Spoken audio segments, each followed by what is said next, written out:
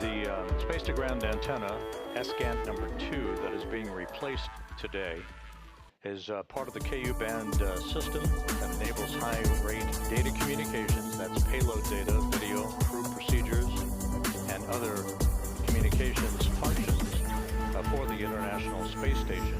This antenna developed a failed gimbal assembly, meaning it can no longer point in the direction needed to track the tracking and data relay satellite constellation that orbits the Earth, needed for communications.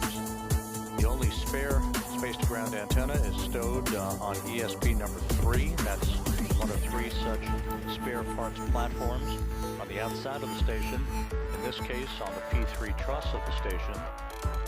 The failed space-to-ground antenna is currently stuck, if you will, in a vertical bird bath position. This position deliberately oriented to facilitate its removal from the boom that it resides on the Z1 truss. Now you see Jessica Meir closing the hatch behind the 2 spacewalkers and isolating Meir and Hathaway from Menon and Adenot.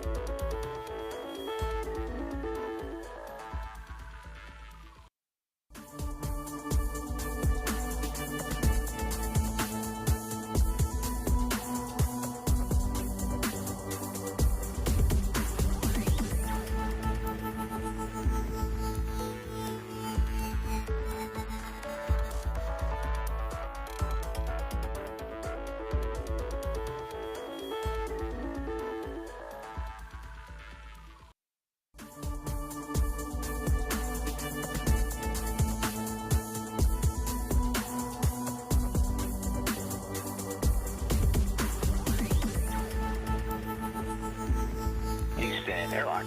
In step 77, we have completed steps 76 and 77, and you guys are go for step 78. We copy, Jack. Step 78 and 79 are in work.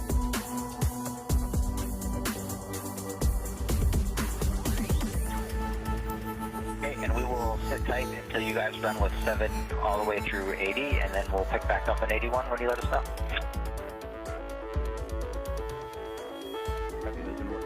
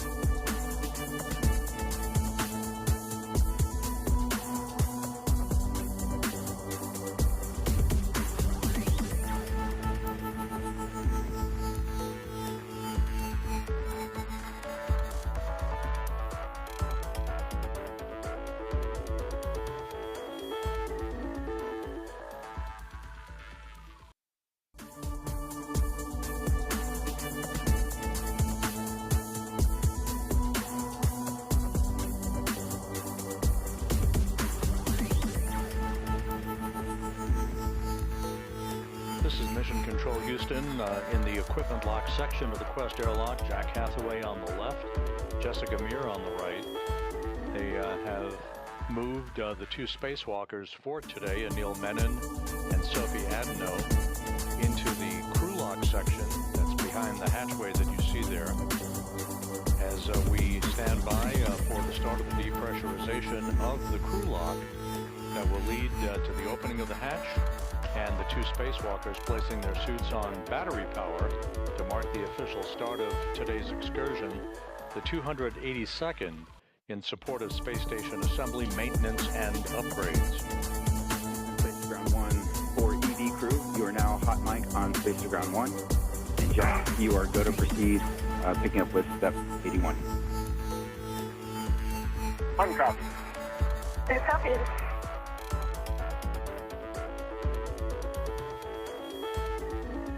And we hear you both.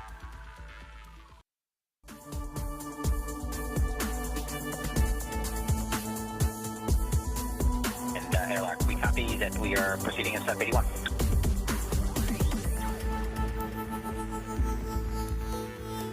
Sophie, I want you to just look and not touch. Can you check on the UIA that the depress pump power switch is indeed in the off position? Depress pump power off OSS.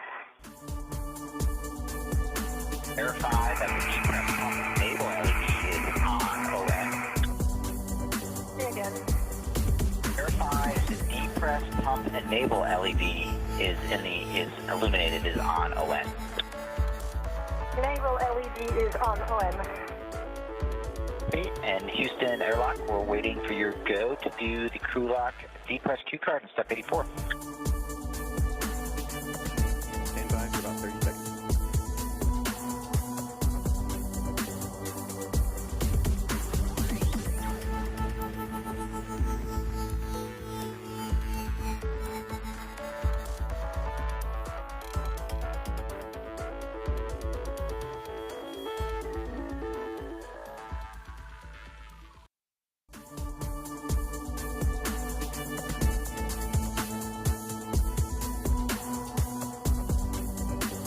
Thanks for your patience, Jack.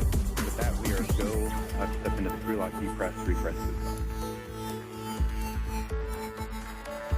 Copy, we're go in step 84 to start the Q card.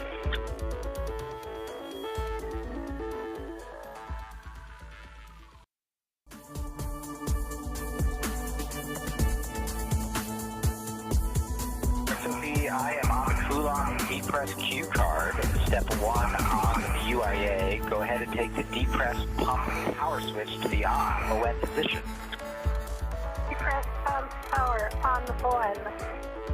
All right, we're going to wait for 10 seconds, and then I'll give you your next step. Copy.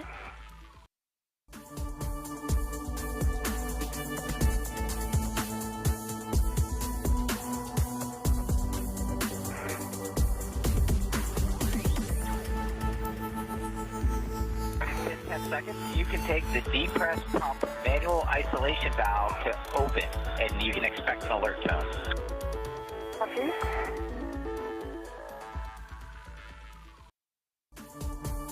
Manual ISO valve open. Copy, it's open. You guys can monitor your suit P gauge. Make sure it stays below 5.5. If it gets up there, then let us know. One copy. And with everything going very smoothly, the depressurization of the crew lock now underway. This will be Decreasing through 40. done in a two-step fashion. First down to 5 pounds per square inch of pressure, and then finally down to vacuum. That will enable the two crew members to open the outer thermal cover and the hatch to the crew lock before placing their suits on battery power. So if I turned on my lights just for... Yeah, I'm doing the same. This is ISO. Thanks.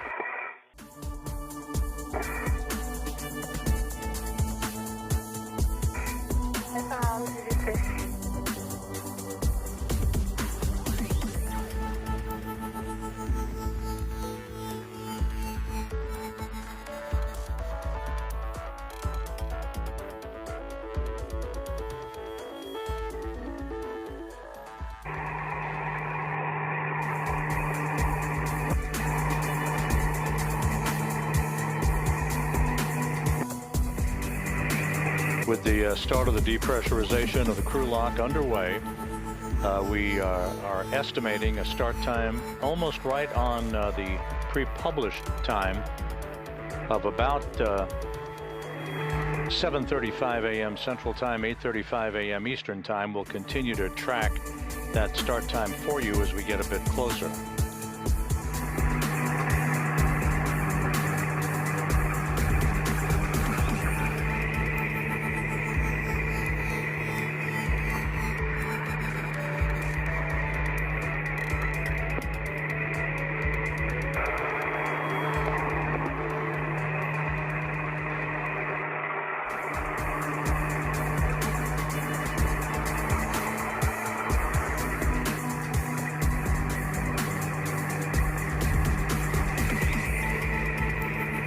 The crew lock now passing 10 pounds per square inch of pressure.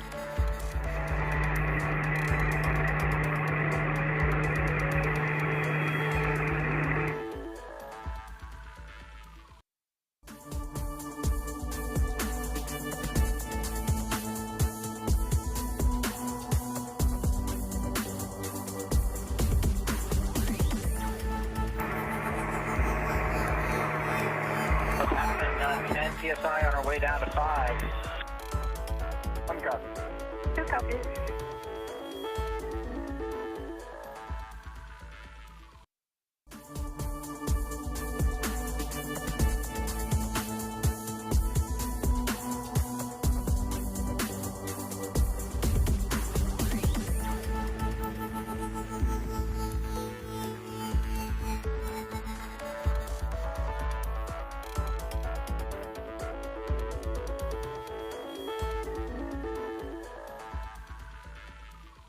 As the depressurization of the crew lock continues, the International Space Station is flying from southwest to northeast across the Pacific Ocean, just about to fly directly over Samoa.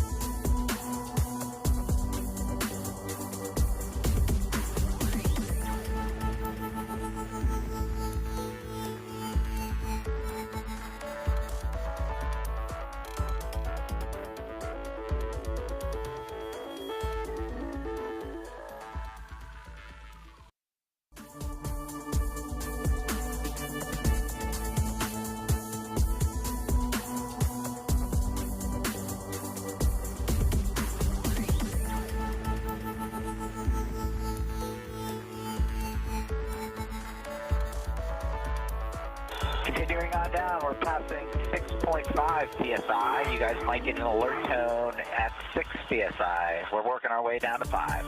One copy. Copy.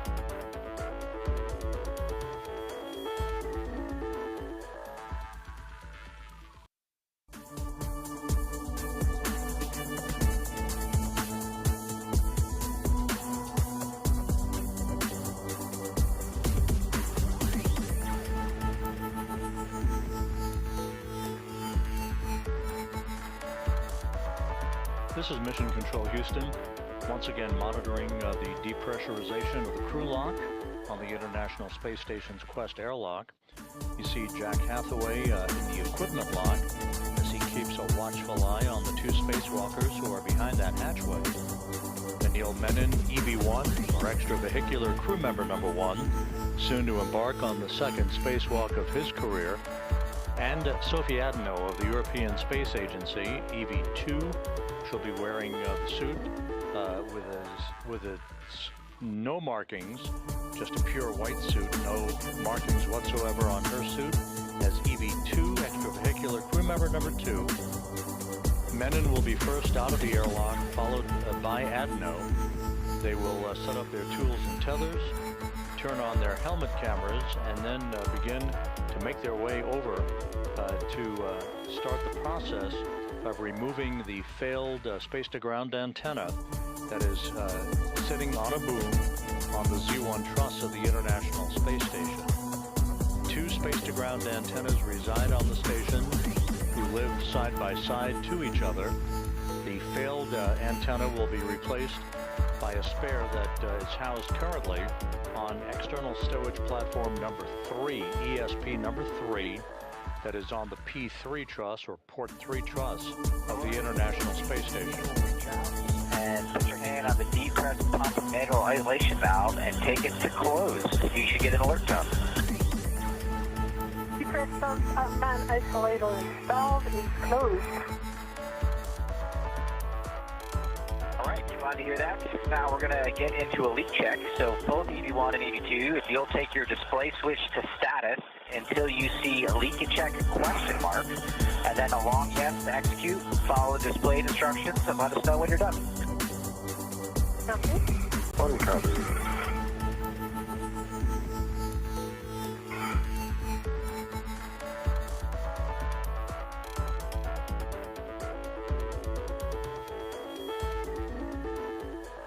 And with the depressurization of the crew lock paused momentarily at 5 pounds per square inch per the procedures, a look at the key players for today's spacewalk. At the top of your screen is veteran astronaut Anne McClain. She will be the intravehicular crew member, or IV crew member, who will be talking to the two spacewalkers, guiding them through their procedures as they replace the failed space-to-ground antenna outside of the station today. Seated to her left is spacecraft communicator Steven Zenter. He'll be talking directly to the other crew members inside the space station.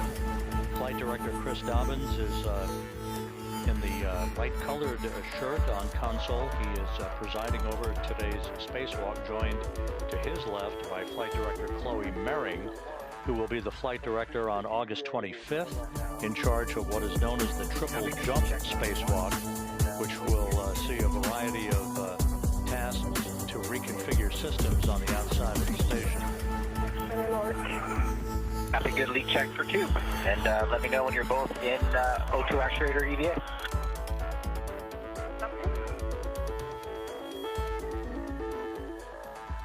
One's an EVA. Copy EV1 and EVA.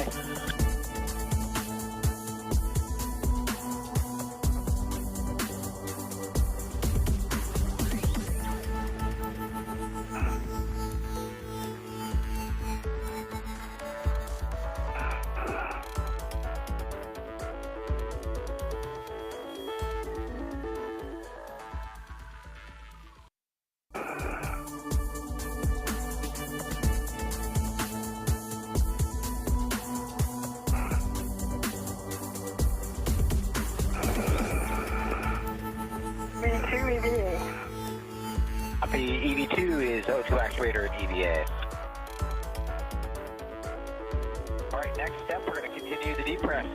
EV2, take the depress pump manual isolation valve to open. You can expect an alert tone. Depress pump man ISO valve open. Copy, the man isolation valve is open. I'm taking the emergency MPEB out here to the open position as well. And if both EV1 and EV2, monitor your suit P gauge. Make sure it stays below 5.5, and if it gets up there, let us know. 1 copies. 2 copies.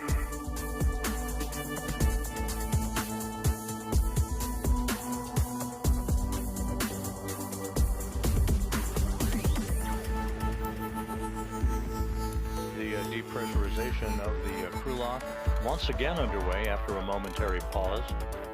This will take the crew lock down to vacuum, enabling the outer hatch then to be open, and for the 2 crew members to place their suits on battery power. That will mark the official start of today's spacewalk.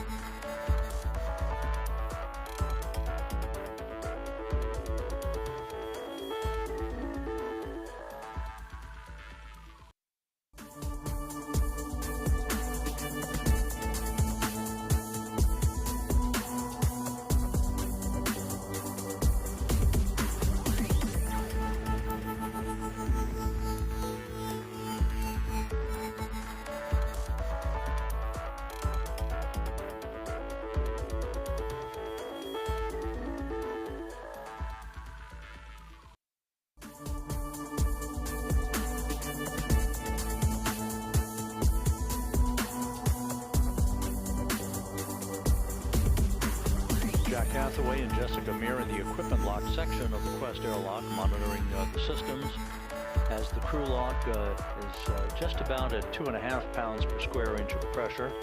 Once again, moving steadily towards vacuum.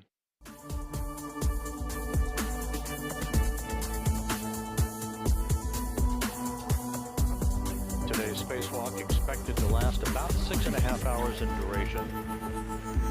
There is a lot of work with pistol grip tools, the power tools that will be used to unbolt and rebolt a number of connectors and points on the space-to-ground antennas to remove the failed antenna from its boom on the Z1 truss of the station, and to replace it with the spare antenna that currently resides out on the port 3 truss of the complex.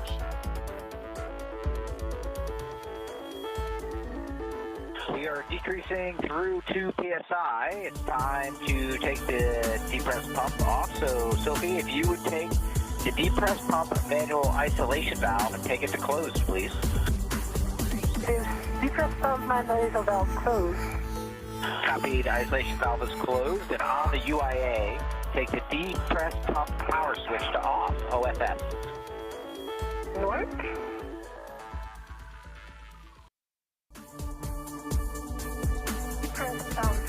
off OFF. The off OFF, you guys are awesome. You're going to crush it out there, and we will be here waiting for you in a couple hours to bring you back inside.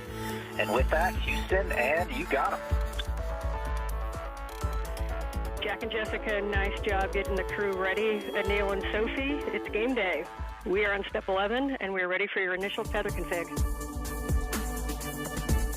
I hear your voice and ready to do some work.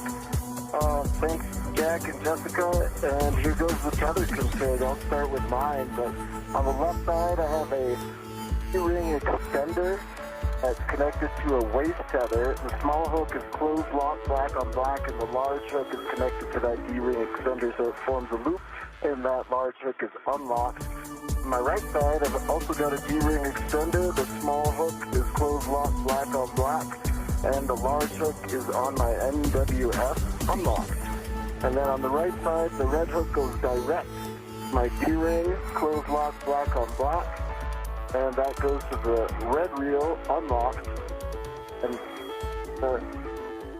on the red reel is the green hook, closed lock black on black, and the yellow hook goes to the green reel.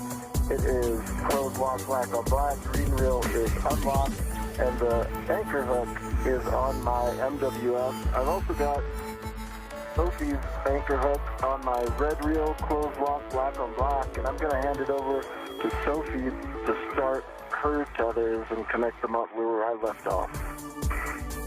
Copy, Anil. Thank you very much. So I'll start with my left. I have a D-rig extender on which there is a small hook of the waist tether, gate closed lock black on black. The big hook of this waist tether is gate closed locked black on black and goes to the airlock waist tether. Big hook, which is gate closed locked black on black. The small hook of this airlock waist tether is gate closed locked black on black on the airlock D-ring extender. So for me, that's a good look path to the airlock. Then I'm going to switch to my right side. On my right D-ring extender, I have a waist tether. Small hook is gate closed, box black on black. And the large hook is on my mini workstation. On this right D-ring extender, I also have a red hook from my red reel. This one is gate closed, box black on black. My red reel is unlocked, on which there is a green hook, also gate closed, locked black on black. The yellow hook goes to the green reel. Yellow hook is gate closed, locked black on black. Green reel is unlocked, and I think Daniel verbalized already that the Anchor hook. The anchor hook is gate closed, locked black on black, which I double check here on his tether. So for me, that's a good config. Okay, Houston is tracking a good initial tether configuration. So when the crew lock DPDT is at 0, you will expect an alert tone. Copy. That long list of procedural checks by Anil Menon and Sophie Adenot. 10 minutes to get down to that number.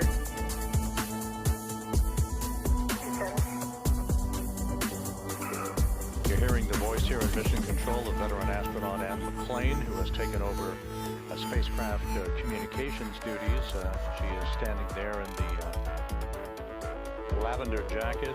She will be talking directly to the two spacewalkers, guiding them through their step-by-step procedures as they replace a failed space-to-ground antenna on the Z1 truss of the International Space Station. The spacewalk officer for today's spacewalk, Sandy Fletcher, here in Mission Control, happy with the tether configurations that were reported by Menon and then Adenot just a moment or two ago as the precursor to the crew lock going down to full vacuum. That will occur momentarily, setting the stage for the opening of the outer hatch and the suit's being placed on battery power to mark the official start of this 280-second spacewalk in support of space station assembly, maintenance, and upgrades.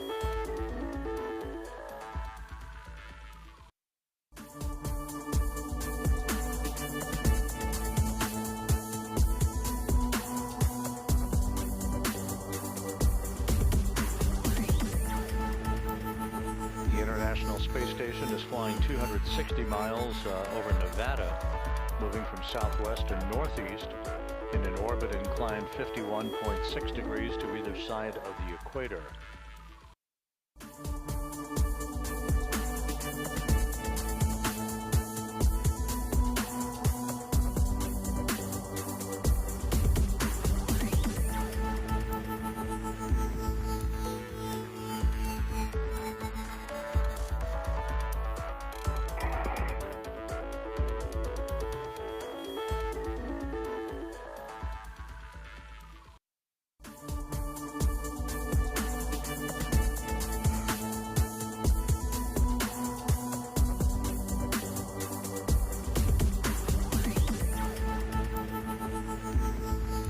Space-to-ground antennas that are the subject of today's spacewalk activities.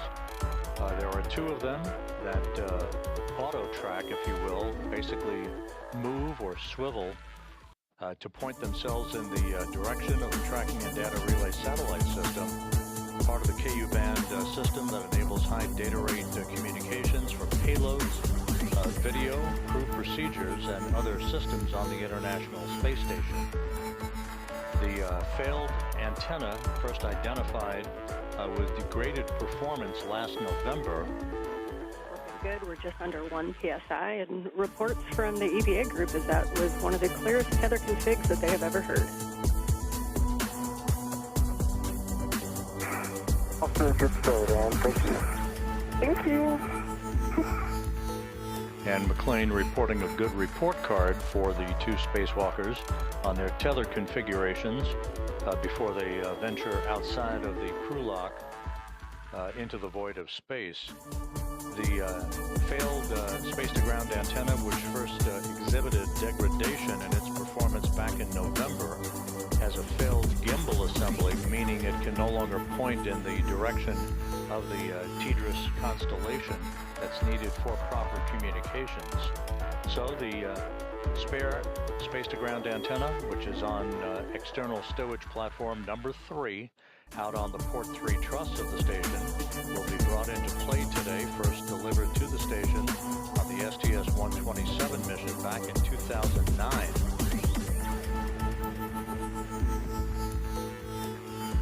The antenna that is degraded and will be replaced today was delivered and installed on the station on the STS-132 mission back in 2010.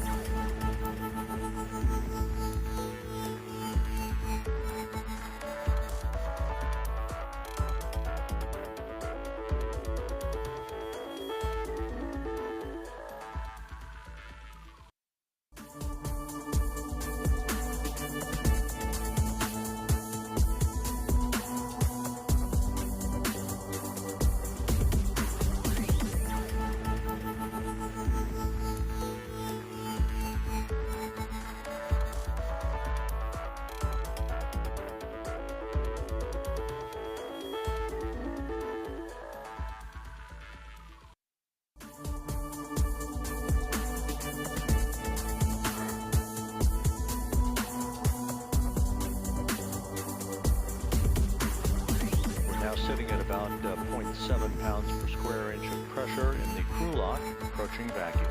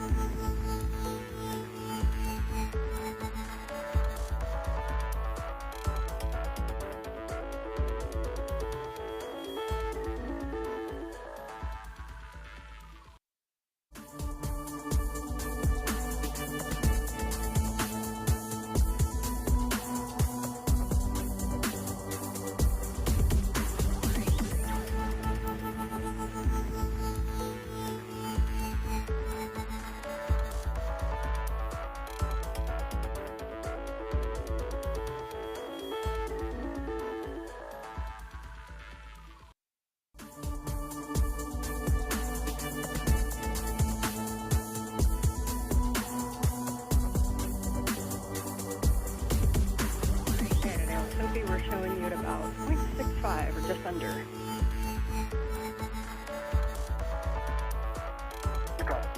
Good copy.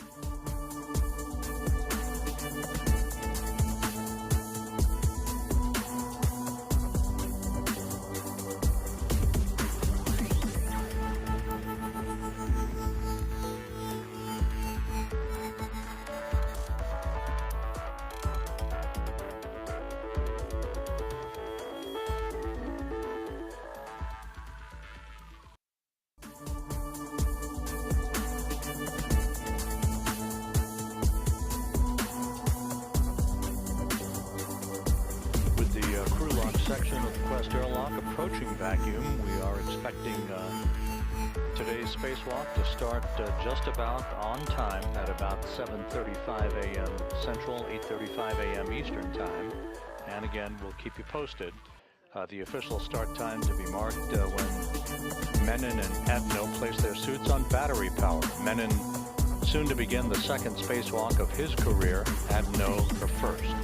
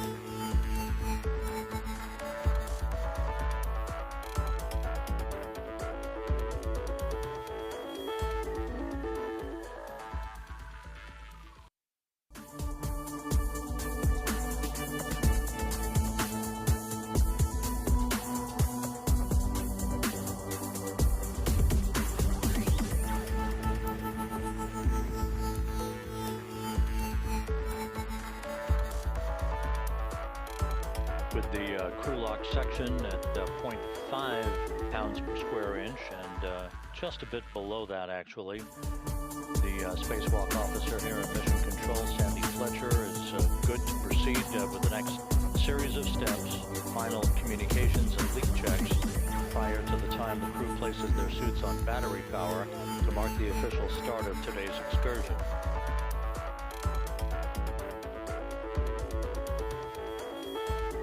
Well, that will work for us.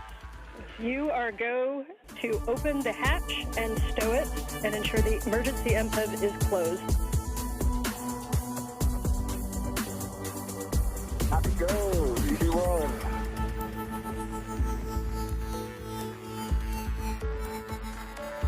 And Anil, you don't have to worry about that. The MPEV, that's for Jack.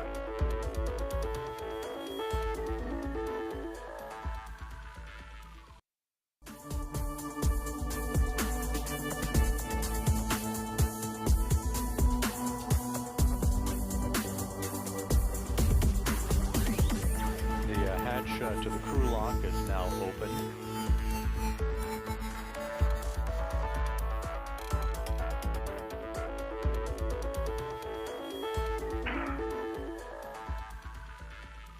All right, opened and stowed. Standing by for the crew to put their suits on battery power. Put down my visor. Copy, visor down, EV2.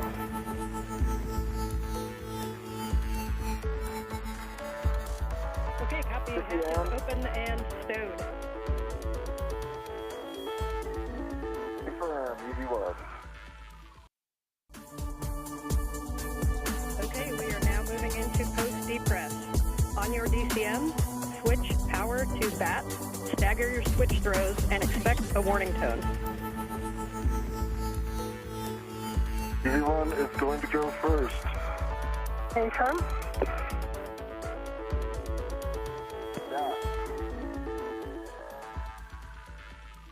Okay, EV2 going now.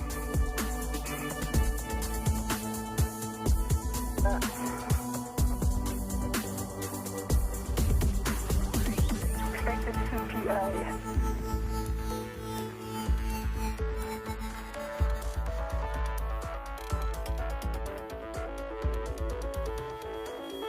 And for EV2, Sophie, did you say that power is BAT? Power is BAT. I have 2 high. It's expected. Copy EV1 and 2, power is the BAT, and suit P high message. And that is expected, you're right. At this time, you can switch your display to Pro and verify a functional display. ED1 sees functional display. EV2 functional display. Copy, step 3. On the UIA, EV2, Sophie, switch power EV1 and 2 to off, OFF. And check that the LEDs go off. Copy. In work. EV1 power off, OFF. And 2 LEDs off. EV2 power OFF and 2 LED off. Copy. Step 4, for both crew, you can remove your SCU from your DCM. You'll install your DCM cover and stow the SCU in the pouch with your pouch Velcro closed. This is Mission Control Houston, with Menon and Adenot having placed their suits on battery power. The official start time for today's spacewalk, 7:29 a.m. Central Time, 8:29 a.m. Eastern Time. The 282nd spacewalk in support of space station assembly, maintenance, and upgrades now officially underway. Start time, 7:29 a.m. Central, 8:29 a.m. Eastern Time.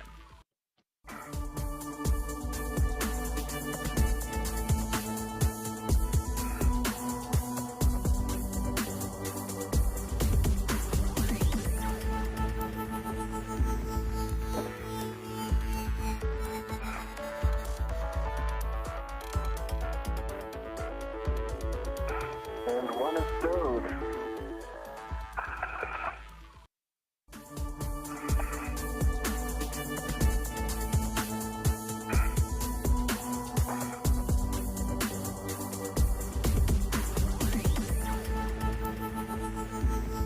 Anil Menon will be first out of the airlock, followed shortly thereafter by Sophie Adenot.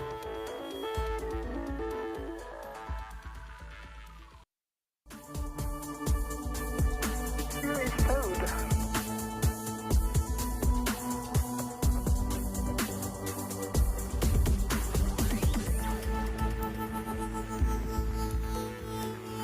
For EV2, Sophie, we understand SCU is disconnected and in the pouch. SCU is disconnected and in the pouch. Copy, thanks. And we'll wait on EV1 to proceed. Everyone's disconnected and in the pouch. Copy, and can you both verify that your DCM cover is installed? DCM cover installed. DCM cover is installed.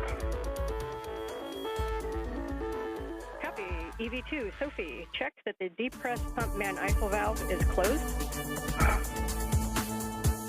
Press pump man ISO valve closed. Copy, both crew, on your DCM, take your temp control valve to max hot, which is lower numbers. Good opportunity to use the mirror.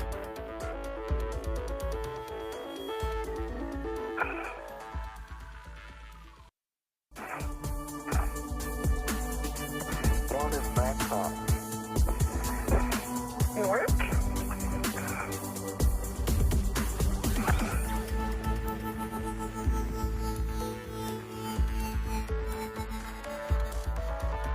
Do max hot.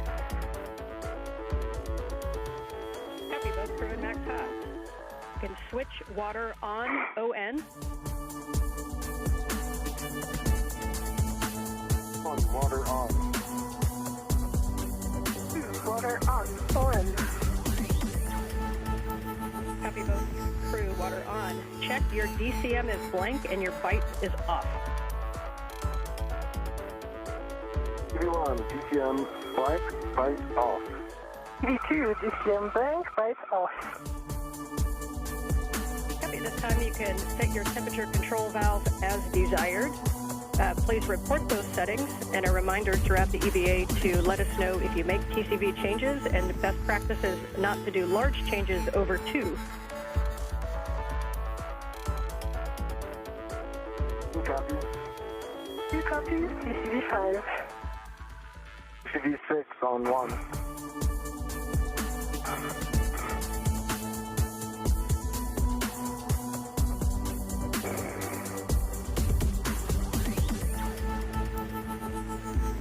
Copy 6 for EV1. And EV2 has 5. Yeah, 5 for EV. Copy 6 and 5. Report suit pressure gauge. Pressure gauge on EV1 is 4. Spacewalk intravehicular crew member Ann McLean is reviewing the correct configuration for spacesuit systems with Anil Menon and Sophie Adenot before Menon moves outside of the Quest airlock to set up his tethers and tools, followed by Adenot in the first stages of today's spacewalk to replace a failed space-to-ground antenna on the International Space Station.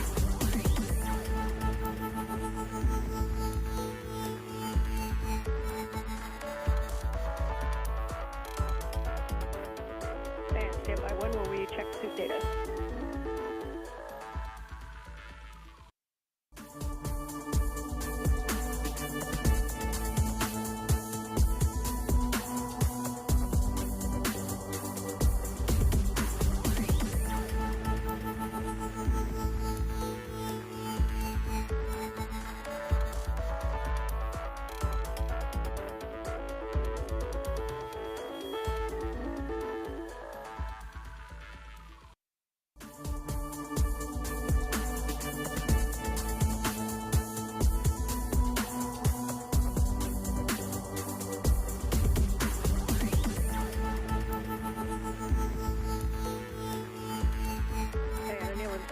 are just looking at data. We're going to hold you here for a minute.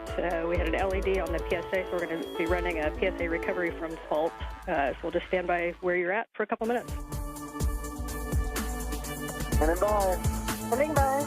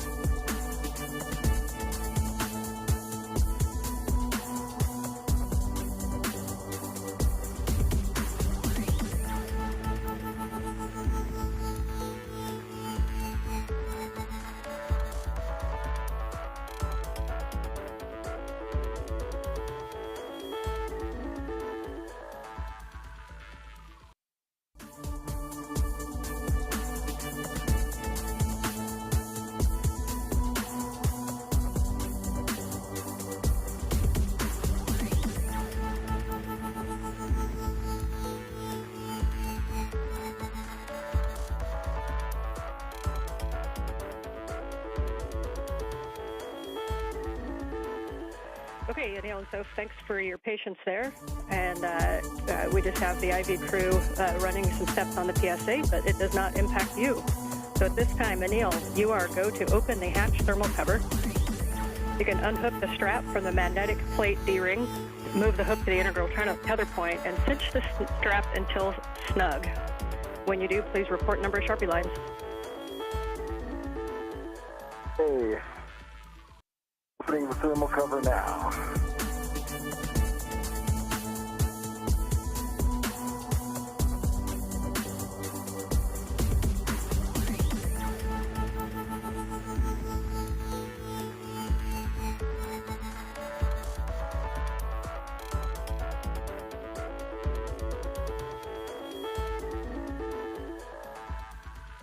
One Scott, thermal cover, open, 6 Sharpie lines. Copy. It is open and you got 6 Sharpie lines. You are go to egress the airlock, and your first step is to attach your anchor hook, EV1 anchor hook, to the forward airlock D-ring. I'm egressing now and looking for forward.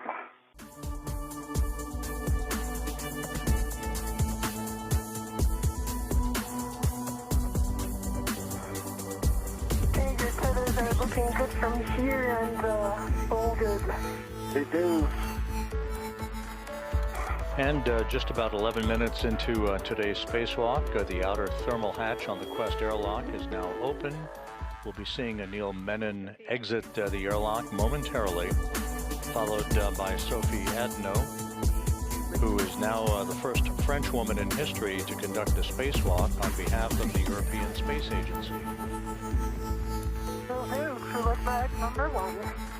Dan, I've got my safety tether in the forward airlock D-ring. That anchor hook is closed lock, black on black, giving me a good load path to structure. Copy and concur. You can now attach the EV2 anchor hook to the aft airlock D-ring. The space station is currently flying over northwest Africa, moving from northwest to southeast.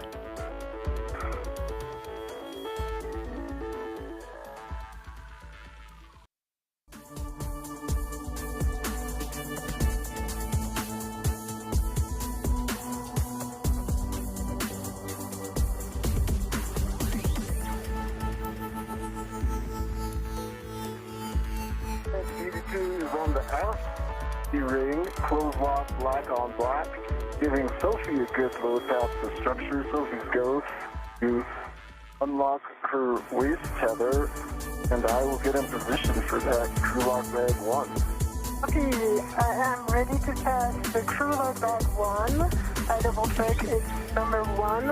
I will wait a minute before, I'll pass the bag first before you, and I exit before I release my airlock, since I have 2 on. Sounds great, Sophie. I'm going to get my BOT ready. Yep. I'll tell you when I'm in a good position. Copy all. And we concur with all your words. Great teamwork. And Anil, eventually you'll go on the forward side. And then, Sophie, as you release the crew lock bag to him, please just let us know if you are leaving the large small in the airlock or if you're taking the large small with the crew lock bag. So the plan is to leave the large small in the airlock, and the small that is currently attached, once Anil will be ready to the bag, then I will put it back on the UIA tether point. Hey, Sophie, I'm reaching for the bag. I see you. I see you have control of the bag. I do. Let me get my ret on it. Mm-hmm. That is Anil Menon, who's just outside of the Quest airlock, receiving the crew lock bag with tools and other equipment needed for today's replacement of the space-to-ground antenna on the Z1 truss of the station. Put this on my BRT, and then I will clear some space, or I'll get ready for that RU bag.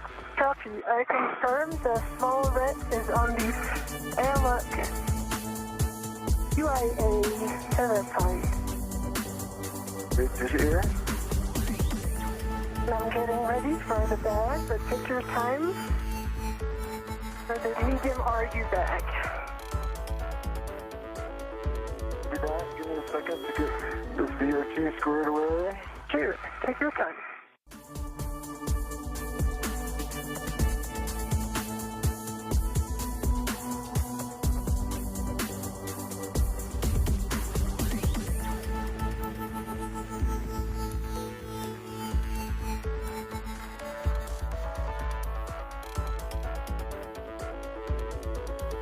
Okay, my BRT is back and away, and I have a ret ready for the medium RU bag.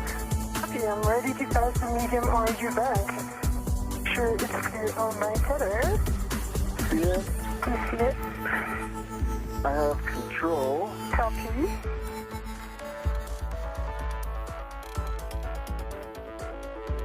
I now have a ret on the handle. Copy. And, let's see. Let's see the airlock ret. I'm going to shake it. It's right here, right? And yes, I confirm. Okay. That's coming off. I'll tell you when it's released. I am ready. Okay, it's coming back to you. Copy. I have the ret. Here's the ret.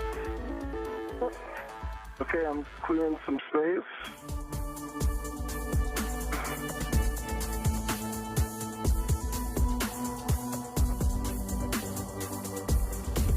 And the ret is on the same tether point, UIA tether point F. Okay. Copy and config.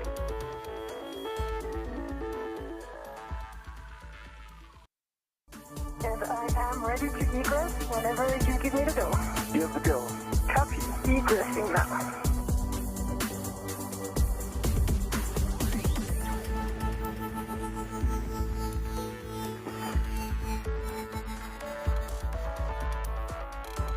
See you coming out.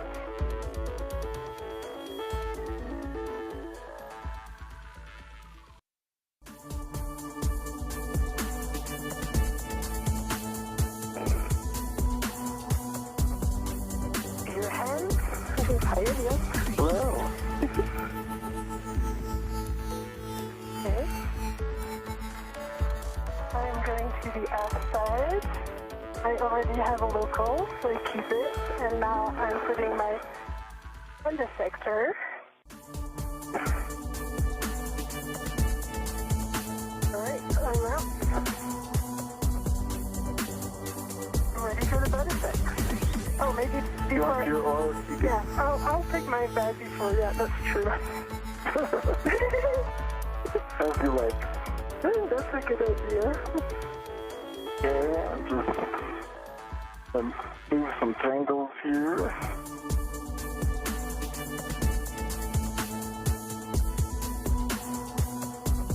Okay. There's an ORU bag when you're ready. Yep, it works for my BRT? 2 times. Next egress, we can see both of you on the camera. You guys are looking great.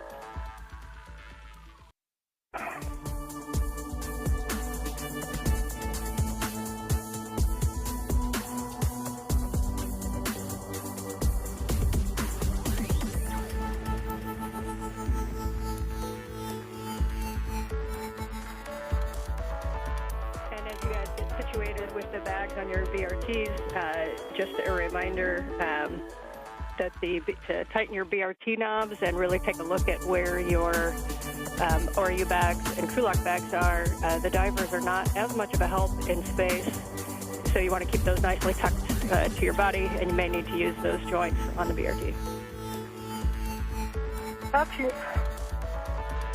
Ann McLean, the spacecraft communicator here in Mission Control, jokingly indicating the word divers, a reference to those engineers who assist astronauts in their training in the neutral buoyancy laboratory here at the Johnson Space Center in spacewalk practices.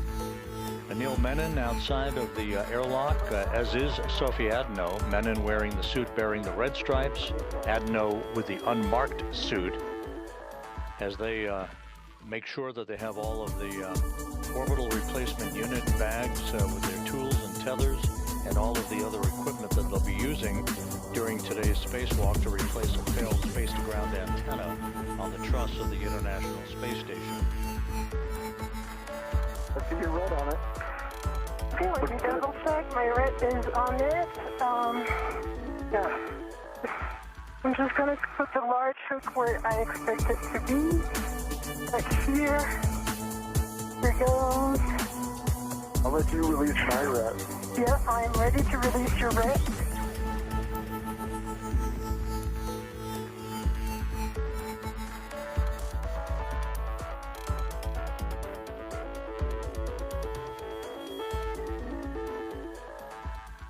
The red is released. I see it. Let me just put it on my NWS and I'll be ready for the buddy checks. Okay. I think I'll readjust my BRT a little bit too.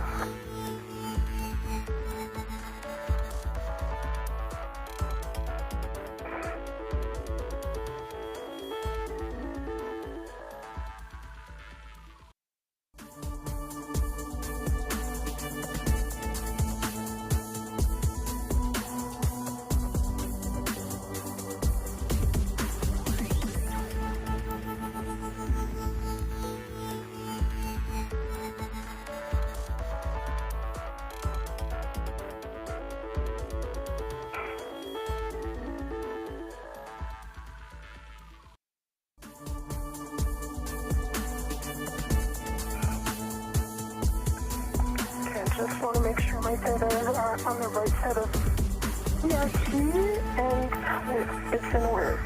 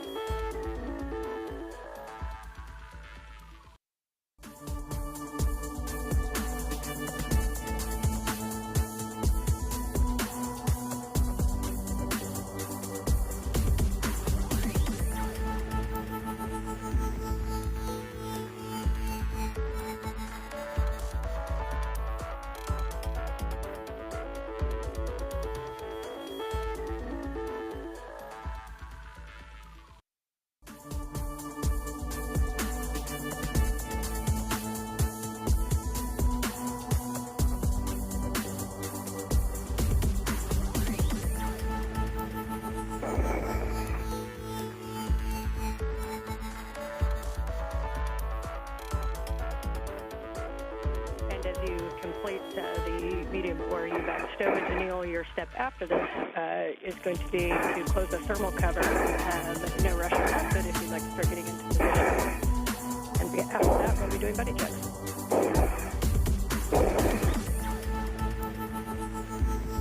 So in order for him to close the thermal cover, I will need to change my position. Standby 1. Got it. I'll just hold the thermal cover here. Yep.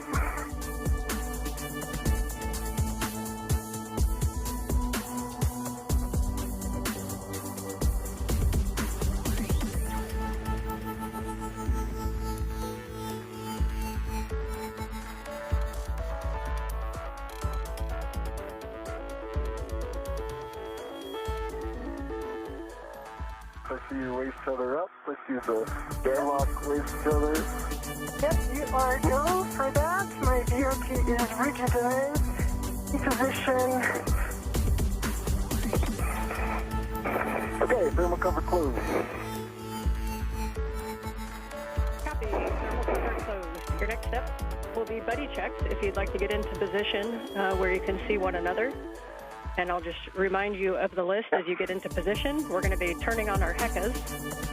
Then we'll be checking for green LEDs, MWS and BRT tabs, safer handlers, and tethers and tools. All right. I'll start off, Sophie, okay? Yeah. I see one green light. I see your 4 lights, headlamps are on, just confirming that for you. I see your 2 safer handles are down. And I see your 3 tabs are up. Taking a look at your tools and tethers now. And while I'm doing that, think about your hat and gloves. Okay, my hat is dry and gloves are baseline nominal. Tool and tethers look good. The only thing I have for you is your left waist tether. It goes off of your D-ring extender on the outside of your VRT to that circular handrail. Yes, so I see that. just be aware when you take it down from the outside. Yep, I see that, and for now I will leave it like this. It's decoupled from the tethers. Let me check for you. I see one good green HECA light. I see your 2 helmets, Mike, nominal. I see your 3 tabs up. I see 1 and, right. Your left safer handle is up. 25 minutes into today's spacewalk, Anil Menon and Sophie Adenot performing what are called buddy checks, basically examining each other's suits and tethers to make sure everything is in order before they move away from the Quest airlock.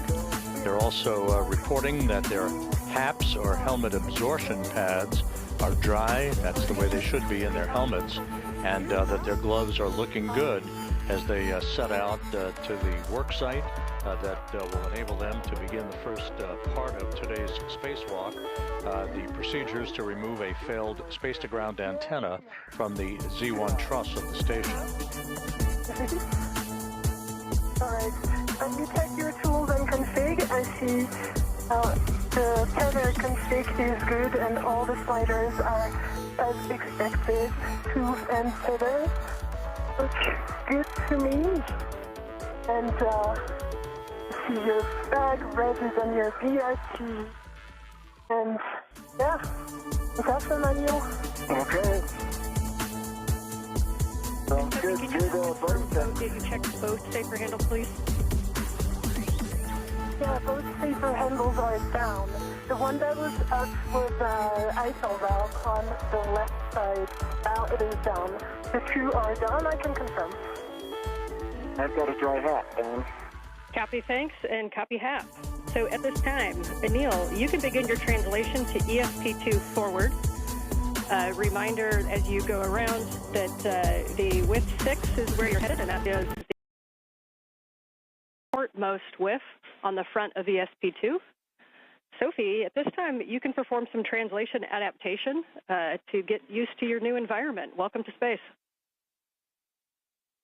Thank you. Copy all. Adaptation. I will do minimal adaptation. I feel very good now and ready to go. I'll just wait for Anil's tethers to be clear before I leave. Okay, good plan. And just a reminder for both of you as you translate to take a look at those handrails and don't slide the gloves on the back of the handrails. If you see any strikes or anything, let us know. Copy. Those instructions from Ann McLean indicating that Menon will make his way to external stowage platform number 2, which is alongside the Quest airlock, to retrieve the articulating portable foot restraint that he will install at the end of the Canadarm2 robotic arm. He'll be maneuvered by Jack Hathaway, who will be operating from a robotics workstation inside the International Space Station. And Anil is clear, and you're happy with the tethers. While Menon plants his booted feet in that foot restraint, moving around at the end of the arm to maneuver to the various work sites with the failed space-to-ground antenna and then the replacement antenna. So I'll give it a go now, going slow in order to be sure that I'm clear of Anil's tether. Copy, good plan. And if you need to put any fair leads in, just let us know. Anil, as you come around to the front side of the ESP2, reminder not to come in contact with the AGB grapple fixture. That is on the nadir side of the front of the ESP2. It's the center ORU facing forward. I've got eyes on that grapple fixture. All right, eyes only.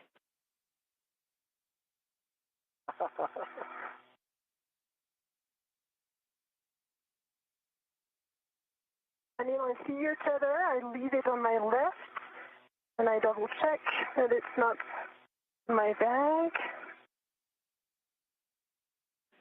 Yep, and you'll find as you come around the corners is when that bag's going to want to swing. So you're going to be coming around to the forward side of the airlock. And as you come up, we're going to recommend that you stay starboard of the CETA rail to keep your tether routed that way.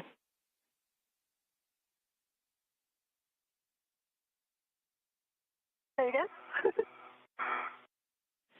Yep, as you come up to the top of the airlock, we're going to keep you on the starboard side of the CETA rail just as you're going right now, just to keep your tether routed on that side. Yes. So you're going to come up the airlock toolbox, and if you see a handrail 0551, you are in the right place. You're going to turn right, hit the wagon wheel, and go zenith. Copy. Up of the toolbox.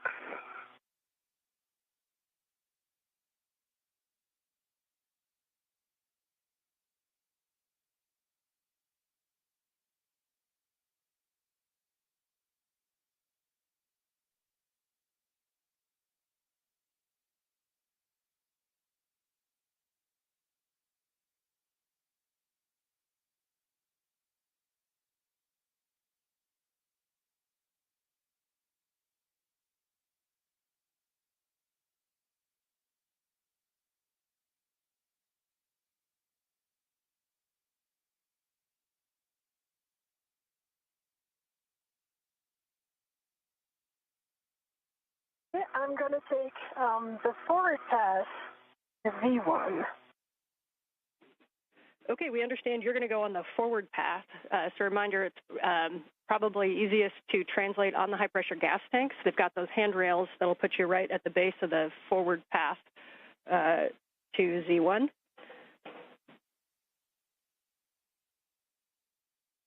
Copy.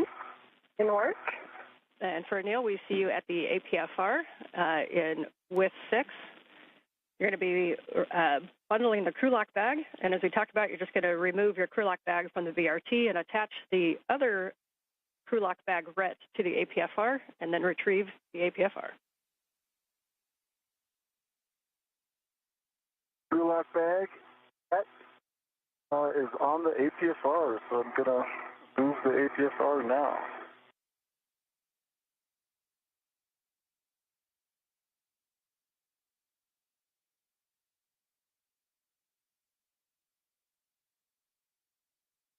And Sophie, as you get up there, I'm sure you're going to get a nice view of the SAS antenna. You're also going to see some heat pipe radiators. Those are going to be the big squares that are shiny, and those are a no-touch. Yep. Copy.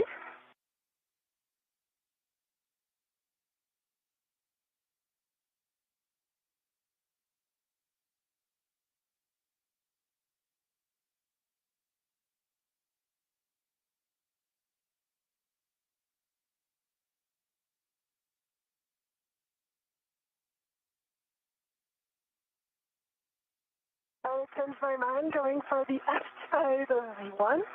It was a change of lane slightly challenging, so I'm now on the outside and everything goes nominal. Okay, we are happy with that. So we see you coming to the starboard side, or port side rather, of those high-pressure gas tanks, and you'll be reaching across to Z1. You should see handrails pointing zenith that look like 6001, 6002, 6003 to take you right up to Z1. Yep.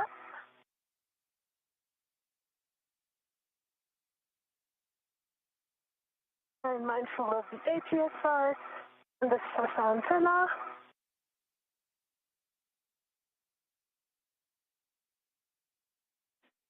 Bill's got the APSR, and he's headed back to S1. Okay, we concur. Reminders, you come back around toward those airlock toolboxes just to keep an eye on tethers. Sophie's going to be tracking up from the airlock to the starboard side of the cedar rail.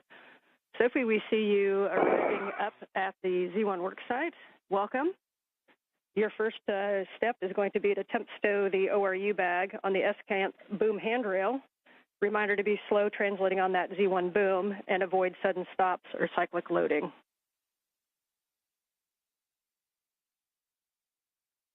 Copy.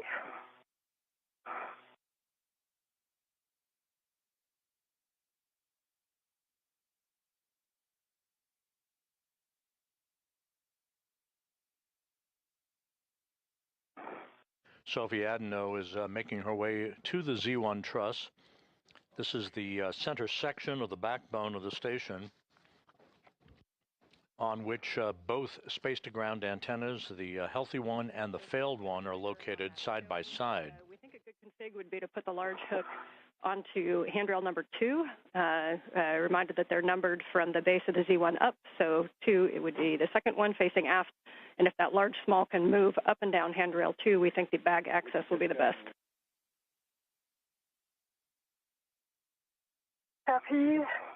Thanks, Anne.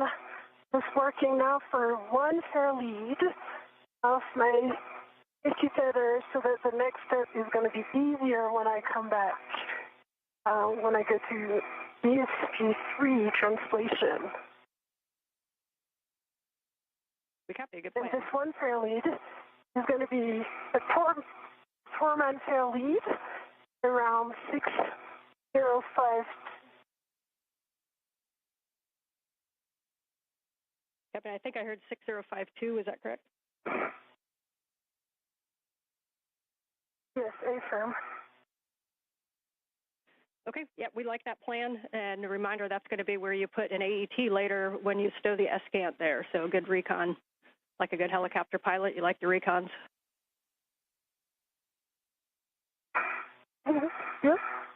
All right.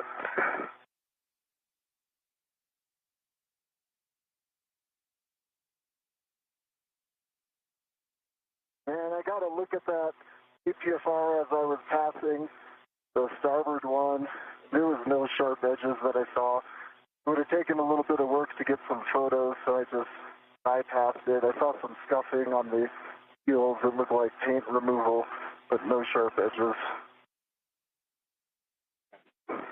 Okay, we copy and we appreciate that report.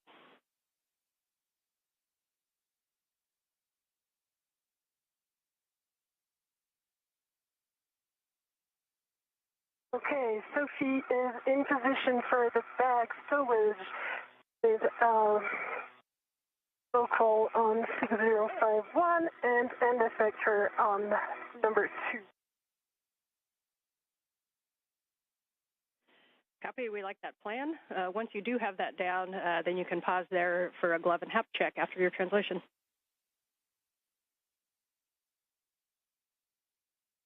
Copy, and I will also change my TCV setting.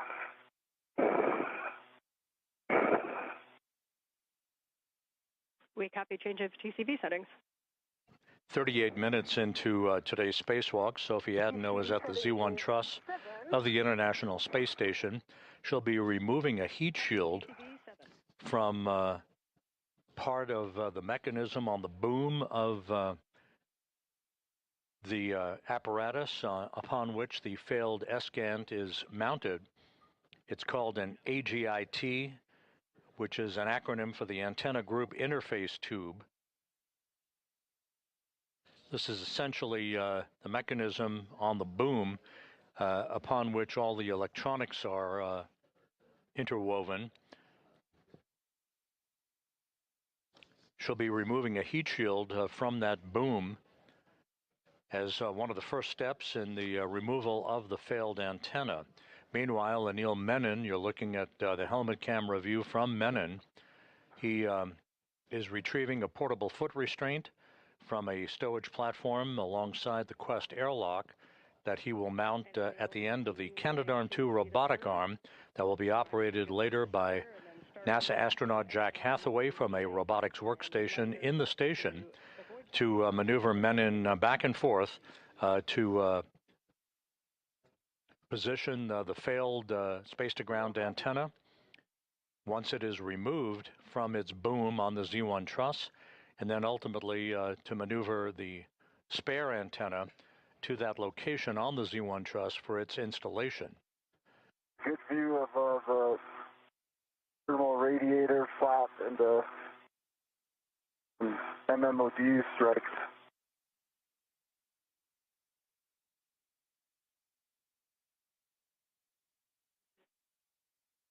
The MMOD on the one. Okay, we copy the report. Thanks.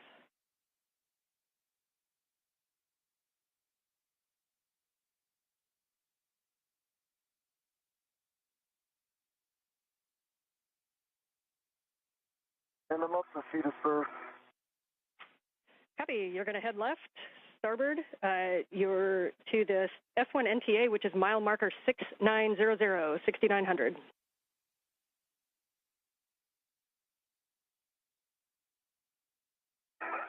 And Sophie, as you get things stowed, your first action is going to be to remove the heat shield. So you'll be opening at that bag, and you'll be tethering to the agate heat shield and to put it in that bag.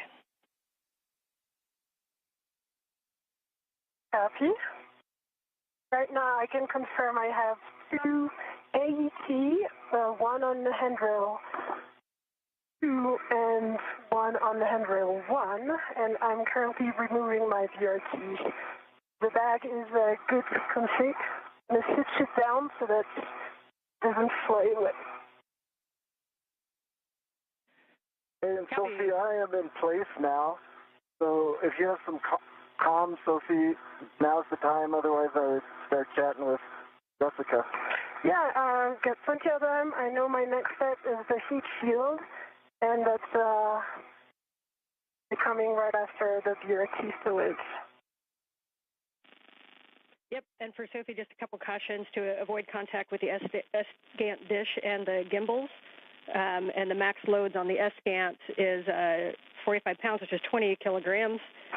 Your steps that you can go ahead and take is to go up and retrieve the heat shield. You're going to tether to it and release the quarter-turn fasteners. And then reminder that over on the starboard side underneath, there is an elastic strip that you need to remove. And then you can stow that agate heat shield into the ORU bag. For Anil, I can give you a go to speak with M1. Love that. Hello, Jessica. I am in place. I see the arm and I see good clearance. Your go for APSR install. Okay, we copy that your go for the GCA to the published position. This is going to bring the arm toward you, station aft. Copy.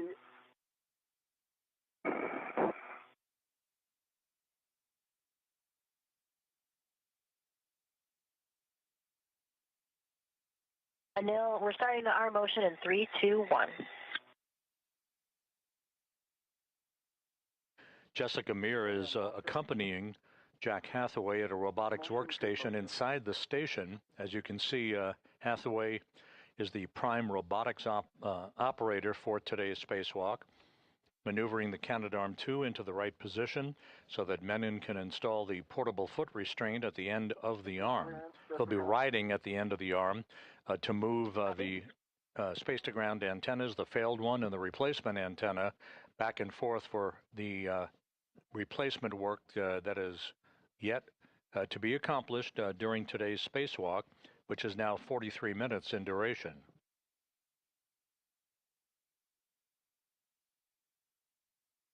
Meanwhile, Sophie Adenot, in the first hour of her first spacewalk in her career, is about to remove a heat shield from the antenna group interface tube. That is the tube on the boom of the failed space-to-ground antenna on the Z1 truss of the station that houses the electronics for that mechanism.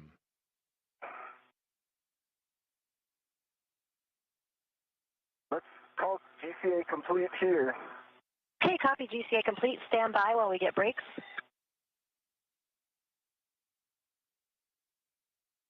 Anil, brakes are on. You go for APFR install and ingress. Copy, go for APFR install and ingress. All right, Anil, your APFR settings are 12 Papa Papa Fox 6, and up to you if you'd like to reset the APFR and then put it in. It might be a little easier to access. You'll be looking for 12 for the clocking. 12 Papa Papa Fox 6. Copy 12 Papa Papa Fox 6, and APFR is currently set.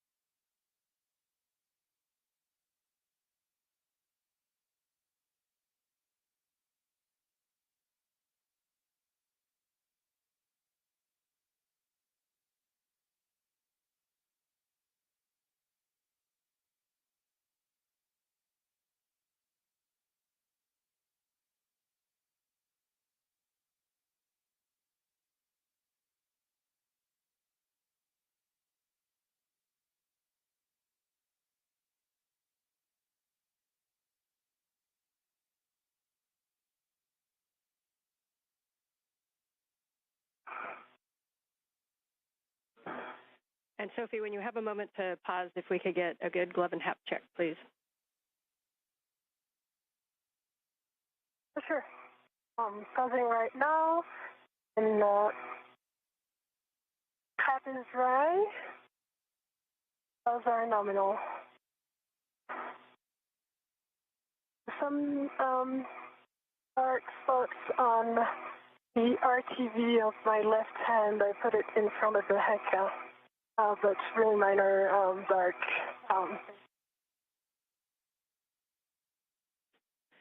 Okay, we copy the markings. If you have any other information like color or size, that's great. Right now, we'll take that as a nominal glove and hat check.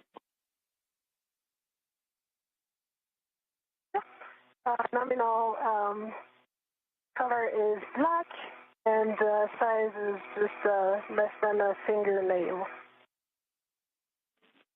Yep, thanks.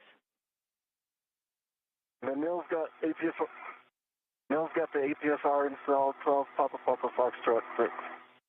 And I got a locking collar, black on black, good pull, twist test. Pitch knob is depressible. Anil Menon installing the portable foot restraint at the end of Canadarm2.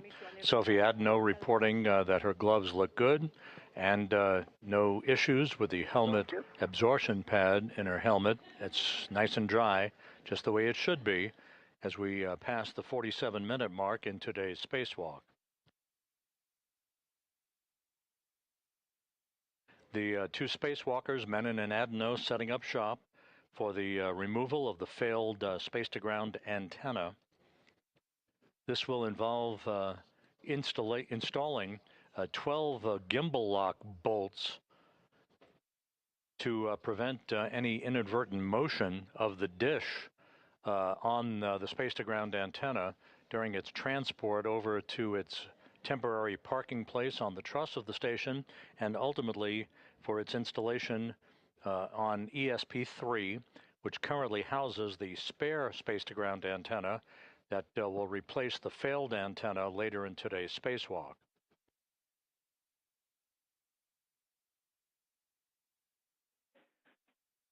And Anil and Sophie, I'm back with you on comm. We're waiting for video to come up. Copy. Come. And Anil, when you're in a good position and ready to walk through tether swap steps, let me know. Sophie, since I can't see you, let me know if you need any additional steps for the agate heat shield removal, and then we'll be taking over comm for the tether swap.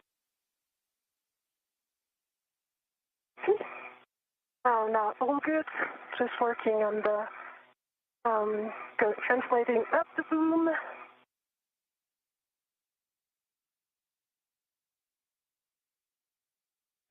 Okay, copy. And since we are in our first night pass, as you can tell, reminder that your helmet lights have 3 settings: off, spot, and flood. And each time you push the button, you get a different setting if you need it.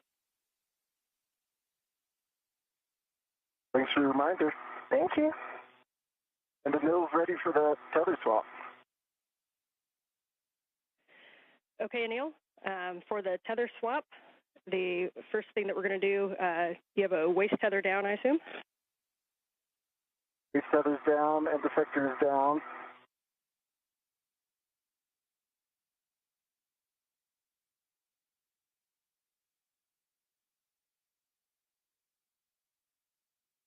Waist tether is down and defector's down.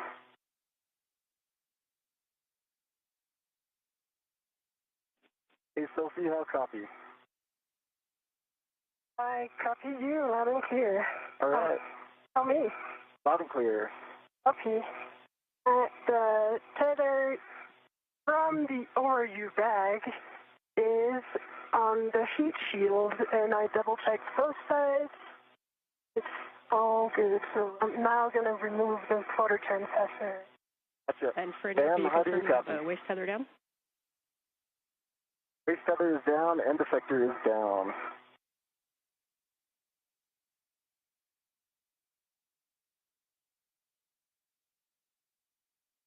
I'll copy, Ann. We hear you, Neil. Anna is troubleshooting a headset issue.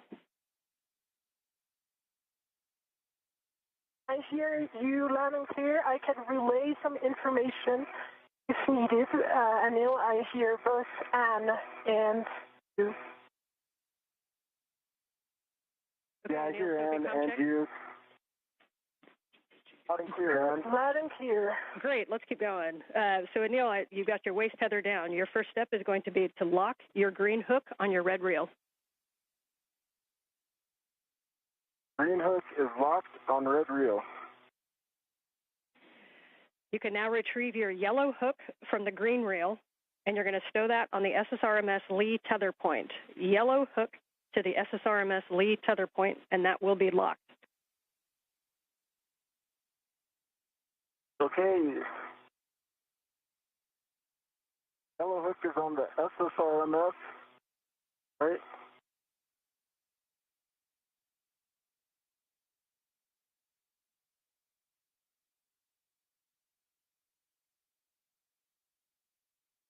And yes, from yellow hook Yellow to hook is it's on and it's locked. copy, understand gate closed and hook locked on the Lee tether point.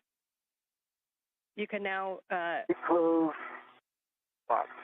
all right, and then check that your red reel is unlocked. Red reel's unlocked. Copy, you can now lock your green reel, and then you're going to retrieve your green hook, and you're going to stow it on the S1 NTA handrail. So lock the green reel. Okay, I'm going to transfer to truck, then I'll do that and report back. Copy, and if you need it, the S1 NTA handrail is directly above mile marker 6870. And McLean working with Anil Menon to make sure that all of his tethers are in the right configuration.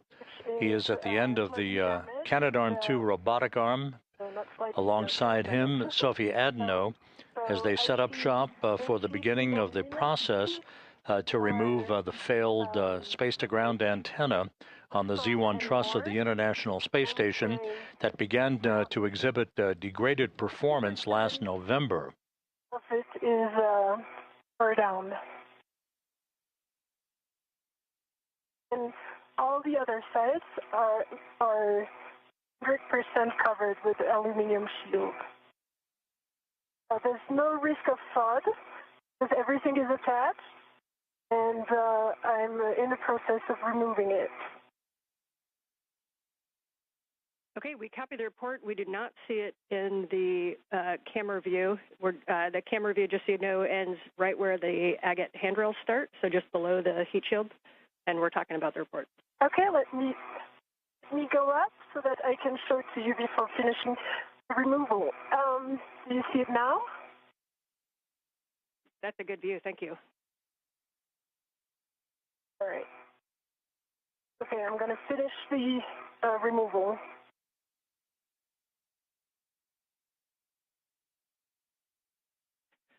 And Sophie, when you get a chance, can you tell us there's something that may be on the agate that caused that damage?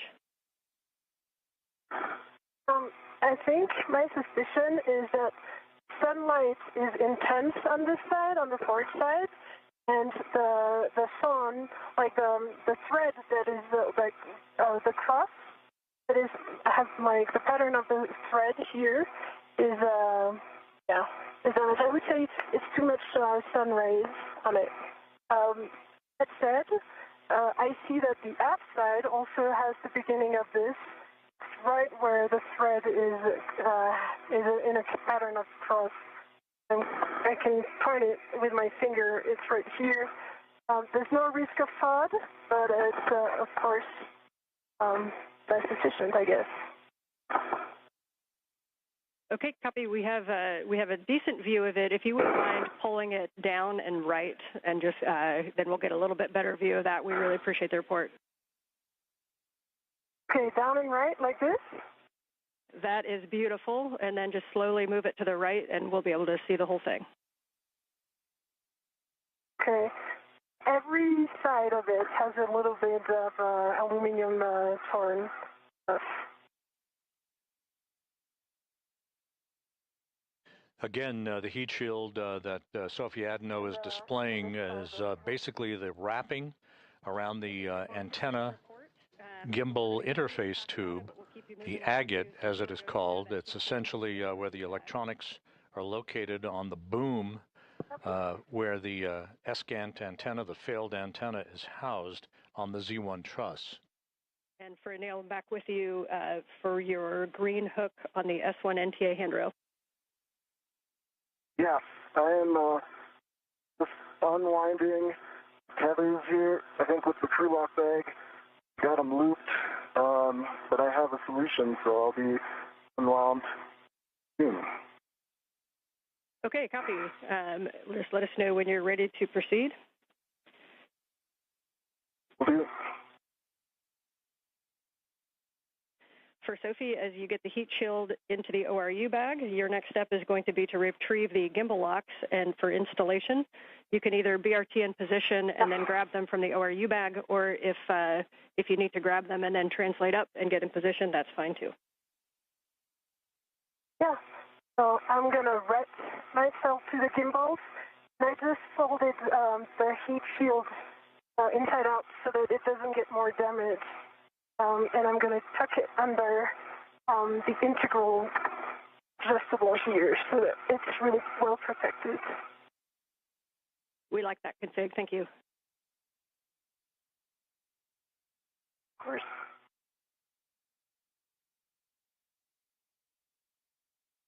Okay, the tethers are unwound. I'm headed to the anchor point. Copy. Good work. So you'll be putting the green hook on the NTA handrail above mile marker 6870. It's just to the inboard side of the stanchion that says 07.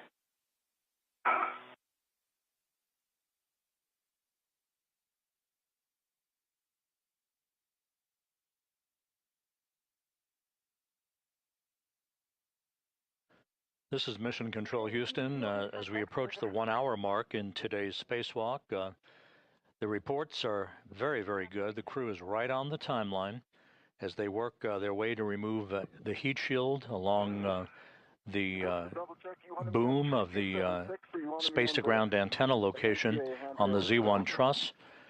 Also, their suits are operating as advertised. No issues reported so far in today's spacewalk. The 282nd in support of space station assembly, maintenance, and upgrades. In this view, you see Anil Menon wearing the suit bearing the red stripes as he prepares to accompany Adenot in the removal and installation of a series of gimbal lock bolts. There are two sets of these bolts. The first set is 4 bolts. The second set consists of 8 bolts. They will restrain the antenna from inadvertent movement during the time that it is not only removed but transported to its temporary stowage location on the truss of the station and eventually on external stowage platform number 3.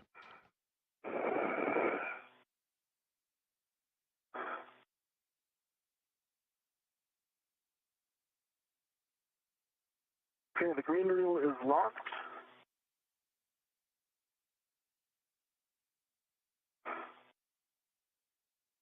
Copy, green reel locked, and you'll be retrieving the hook to the handrail and then unlocking it.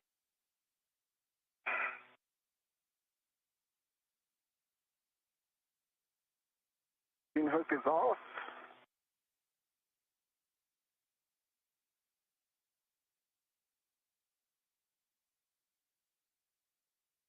And the green hook is on the handrail.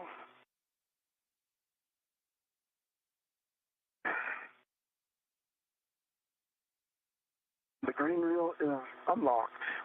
Copy.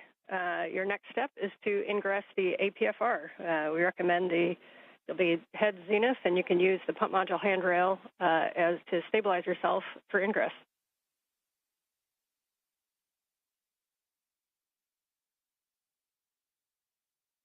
Menon finishing up the preparatory work for his planting of his feet in the articulating portable foot restraint at the end of Canadarm 2, upon which he will be maneuvered back and forth in the transport of the failed space-to-ground antenna and its replacement over the next several hours.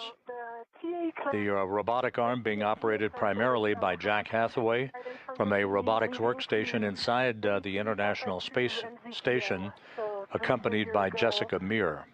I would like to reinstall it. It's right in front of my heck of you, if you see it. We see it, checking. Copy. And for your information as well, the heat shield didn't want to stay tucked in, although I thought I have done a very good job of it. No worries. You are go to reinstall that TA clamp, and just a reminder that about potential sharp edges on those, so just take a look closely and you're go to reinstall.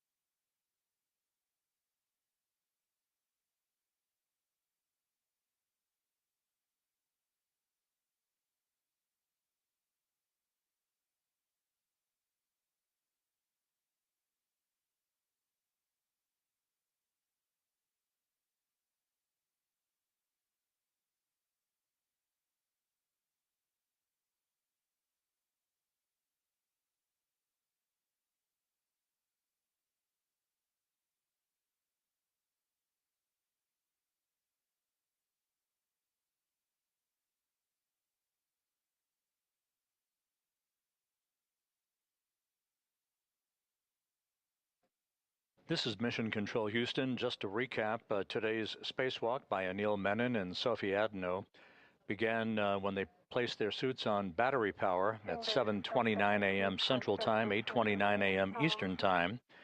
They moved out of the Quest airlock, set up their tools and tethers. Menon is completing the installation of a portable foot restraint at the end of Canadarm2. He'll be transported around the vicinity of the work sites at the end of the robotic arm to maneuver the failed space-to-ground antenna to a stowage location, and then maneuvering the replacement antenna that is currently housed on ESP3, the external stowage platform number 3, on the P3 truss or port 3 truss of the station. It will be installed in a boom on the Z1 truss. That's the middle portion right in the center of the uprights of the truss of the International Space Station. There are 2 such space-to-ground antennas. The one being replaced today was installed on the STS-132 mission. Back in 2010, the replacement antenna was delivered to the station in 2009 on the STS-127 mission. And Anil, as you get into the APFR, we see about there, reminder, give yourself a good tug test. Make sure you're really comfortable with your heels. Once we get moving, we won't have too much opportunity to redo those. So once you're happy, just let us know. I feel pretty happy. They feel solid. Copy. We've got a camera-looking big brother right over your shoulder, and you look good there. So at this time, we'll take a glove and a half check, please.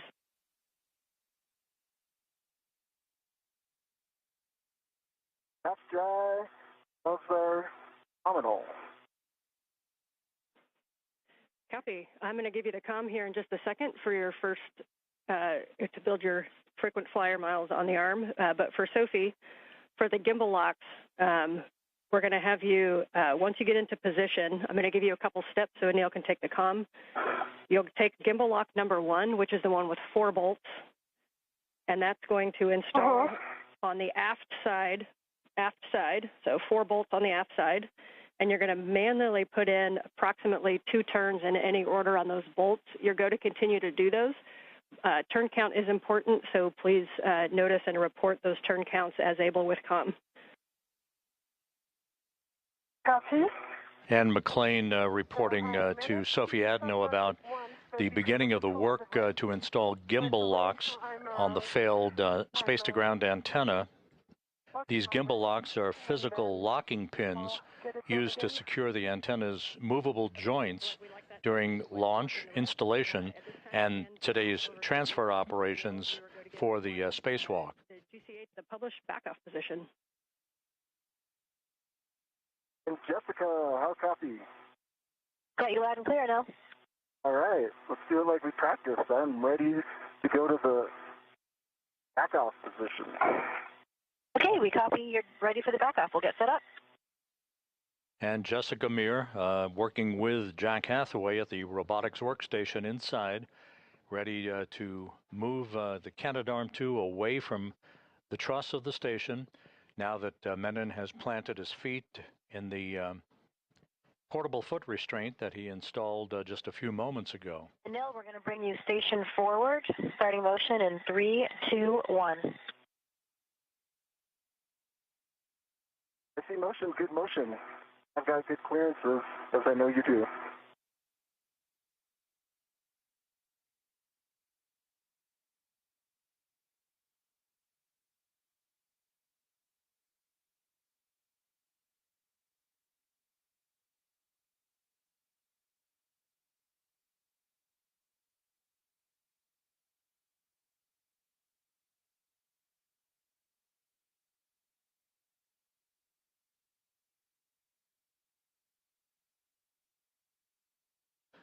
A good view of Anil Menon at the end of the station's Canadarm2 as he is being backed away under the controls of Jessica Meir and Jack Hathaway.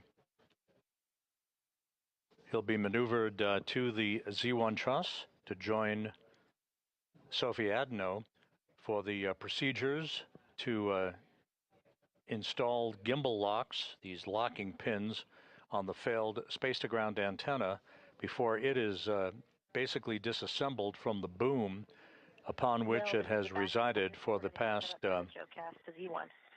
16 years.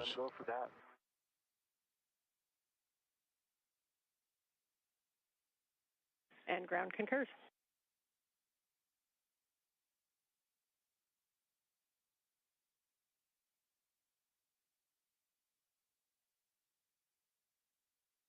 And Sophie, as you get set up, if you need to redo RETs, you can. And BRT to 003 is our recommendation. It looks like you're just about to get that in place. Nice work. I'm already BRT to 003 and working on the install of the number 1 gimbal lock. Copy.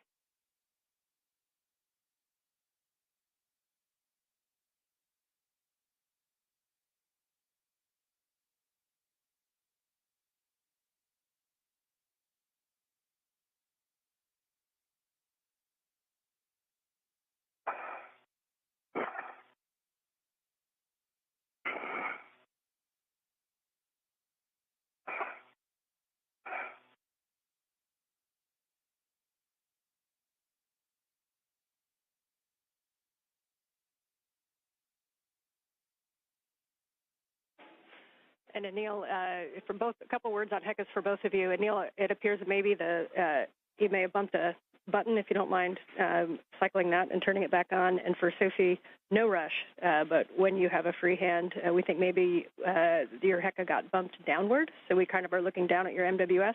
Still a great view. Don't stop what you're doing, but when you have a chance, move that back up. And then my green light was on, but I'm power cycling it. Copy. Thank you. Good info. Copies. And Anil, this is Jessica. Are you ready for the maneuvers to intermediate through Z1 backoff? Anil is ready. Okay, that'll be about 3.5 minutes. Starting motion in 3, 2, 1. I see motion. Good motion.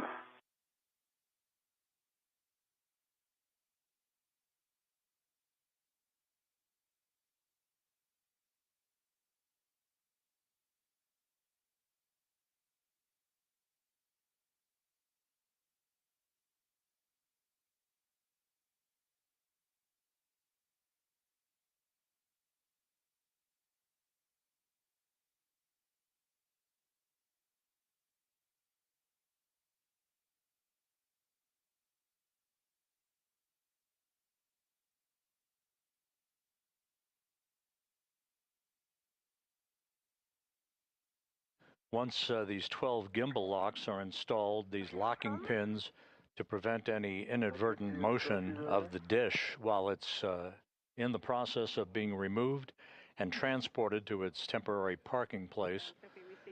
The actual release of the failed antenna will be through 4 bolts that will be driven by Adenot with the assistance of Anil Menon. 4 bolts holding that space-to-ground antenna on the boom of the Z1 truss on the station. I think I'm going to have to wait for Anil to install it.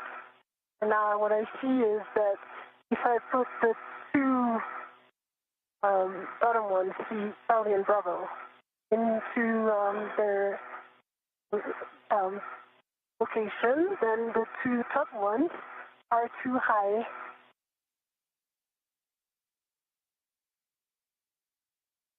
Okay, we are tracking. And if we wait for Anil, that's okay. If you'd like to continue to troubleshooting it, just make sure that there's no side loads pulling on it. Maybe one of the AETs, or if gimbal lock number 2, it looks like it might be kind of stuck behind one of those NZGL cables. And if you free that, it might give you a little bit more of a push. Uh-huh. I think, From what I observe, I'll try this, but from what I observe, it's distance between the top and the bottom bolts, which is not good right now.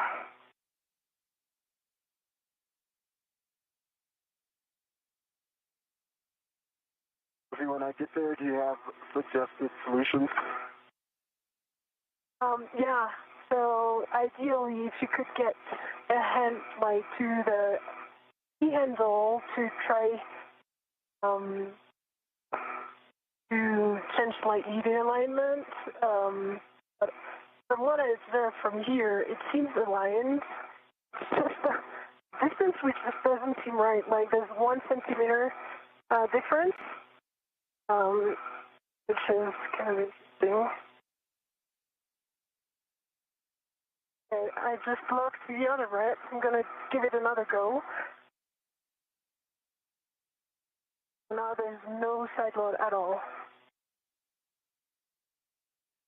Okay, we are tracking and we're talking about it. Okay.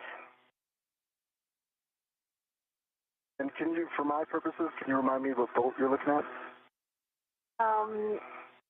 Charlie Bravo and Delta Alpha.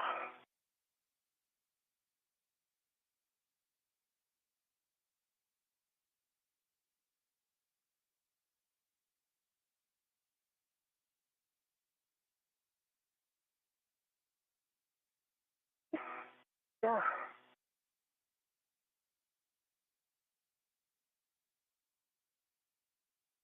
What would be easier then is I would take care of Charlie and Delta to check the alignment, and you would take care of your side, the starboard ones, which are Bravo and Alpha. For now, either I align the 2 top ones or the 2 bottom ones, but I cannot do like the 4 there. Copy. And we copy, Sophie. We're talking about it also. Copy. And so to clarify, you believe that if you hand start, say, Bravo Charlie, that Delta and Alpha will not reach, or if you do Delta Alpha, that Bravo Charlie will not reach? Is that a good read? That's a good read. But I'm slightly too beta oriented, so I would be able to confirm on me if I move, which is kind of tricky right now because I have the 2 gimbals and all the equipment, so it's better to wait for Anil in that position. I tried to, yeah.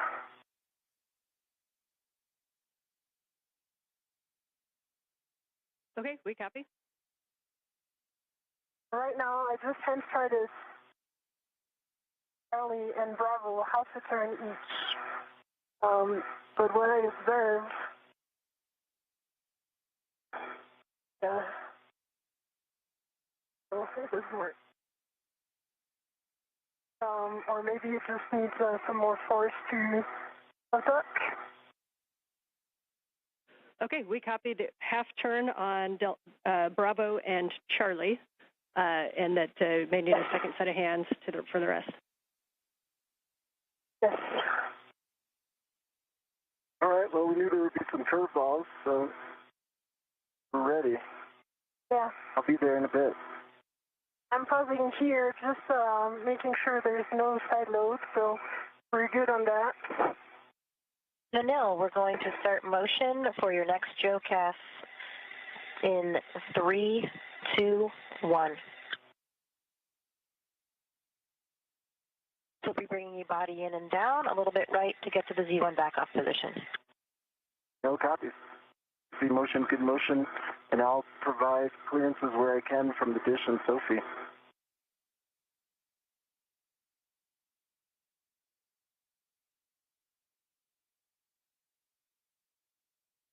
I see the day is coming, so I'm going to turn my visor.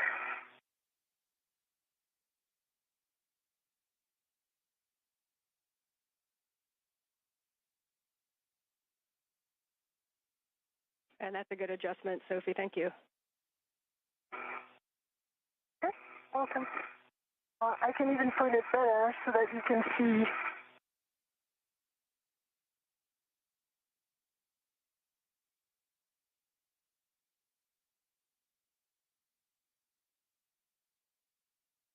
I have a very good view of Anil, of the arm, of the SESA antenna. We see the same thing. We've got a great view from your HECA of, we can kind of see Bravo Charlie Alpha, and we see Anil off to the right. Okay.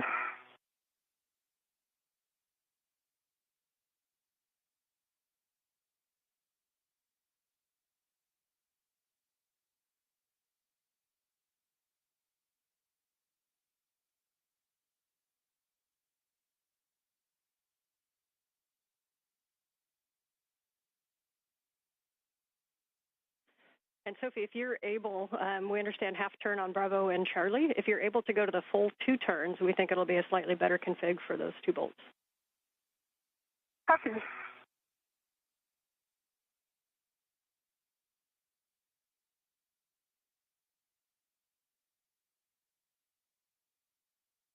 It's a full 2 turn on Charlie and Bravo. Copy 2 on Charlie and Bravo. Thank you.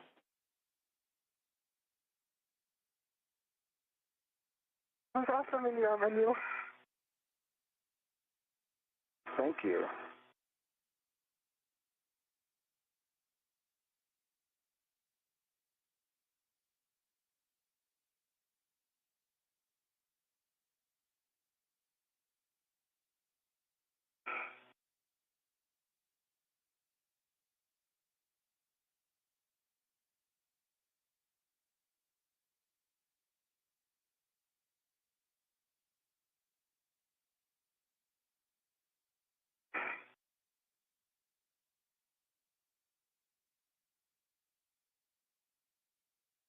All right, I got good clearances here still.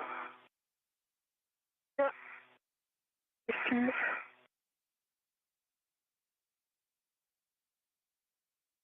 Yeah, I mean, I see the issue here from this angle. I don't know if you guys can see that in the head.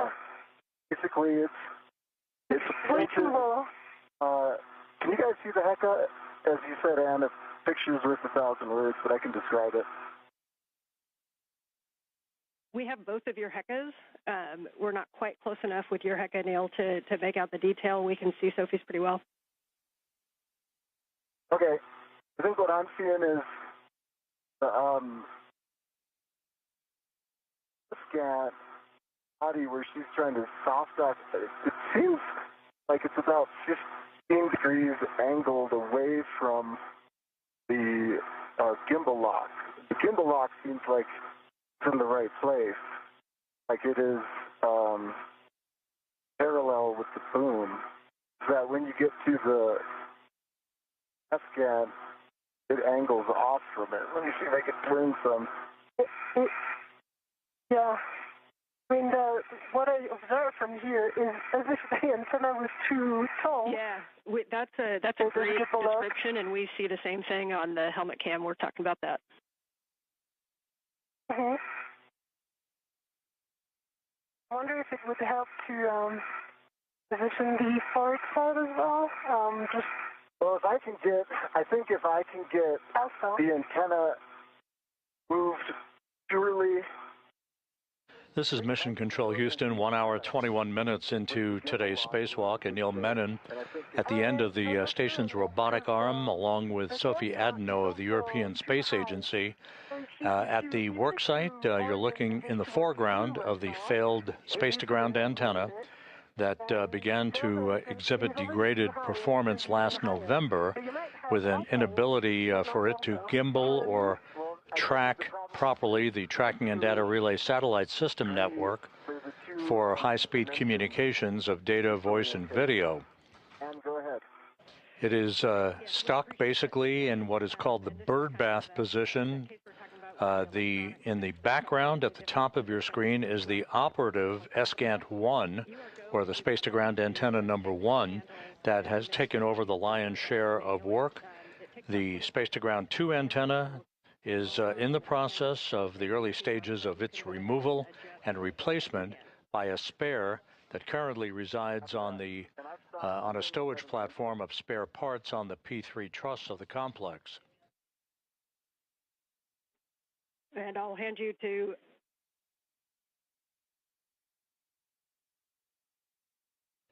the two spacewalkers are in the process of attempting to install two sets of gimbal locks.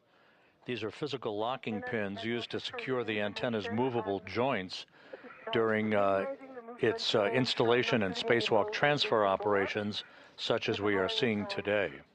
Yeah, I'm trying to not reposition myself. That's it. And Sophie, that was a good call to just wait. I don't think this would have been something you could have resolved. Yeah, there's a big delta. It's not a small alignment issue.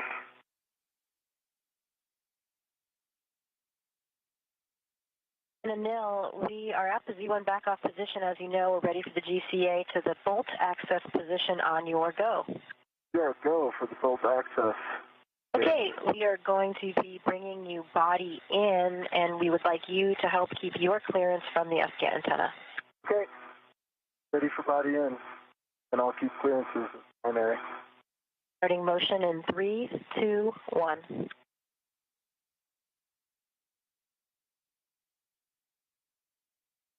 I see motion and good motion, and I've got good clearances. I've got a meter from the T-handle, the hand extended.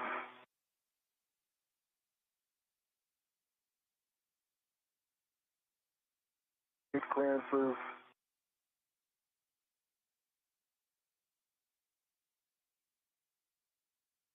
I'm good. I've got a meter distance. I'm personally moving my body in ADER, so I've got good clearance.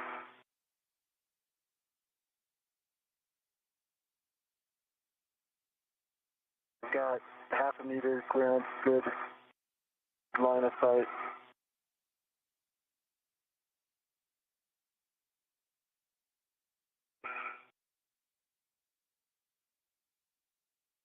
We got good clearance. And I cannot see anymore the SATA antenna, so I cannot check anymore. We have clearance on the SATA. Copy. And I've got good clearance from the SCAT. Got it. Good foot. And I can move my body even more. I've got good clearance from the boom.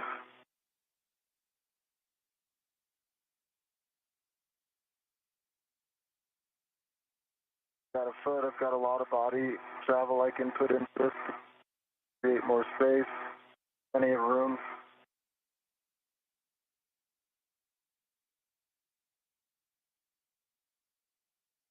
Got plenty of room. Yeah. All right, we're coming up on another handover, but you guys can continue to work this, and we'll take a report on the other side, but you are go to manually manipulate those gimbals to see what you can get. Watch for pinch points. Oh, great. I think we can get this, Ann. I've got high confidence. We see it. Okay, I'm working on Delta. And there is much joy in MCC. Okay, 2 turns on Delta. 2 turns on Delta. Copy, 2 turns on Delta. Okay, Anil, we have reached the published position. And in mid-sentence, we've hit a gap, a short gap, in our tracking and data relay satellite system communications, not related to the space-to-ground antenna work that's ongoing. Okay, copy, go. Menon and Adenot working on the installation of these locking pins before the failed space-to-ground antenna can be removed from its boom. Bravo, Delta, Alpha, in this order. She might be on handover, so... I'm here. Yeah. I think maybe... Okay. Okay, so, Hey, guys. Anil? Hey, nice job. We copied 2 turns on all bolts. You're going to now retrieve the PGT. They both work. We recommend using Sophie's PGT with a 2-inch rigid. Copy. So, Anil, because I'm kind of stuck in the movements, I'm going to give it to you. Yep, I And got then- it covered, Sophie. So what I suggest, I align the bolts and the PGT, and you brace and and put the motion in, but I'm going to stabilize this on the bolt. Okay, I've got your PGT. Is it CALD? Yes. Okay.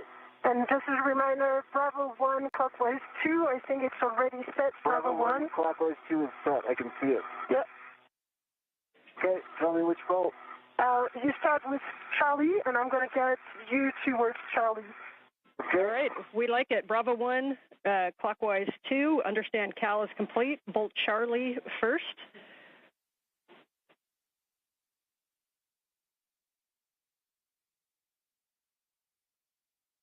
Charlie first. Okay.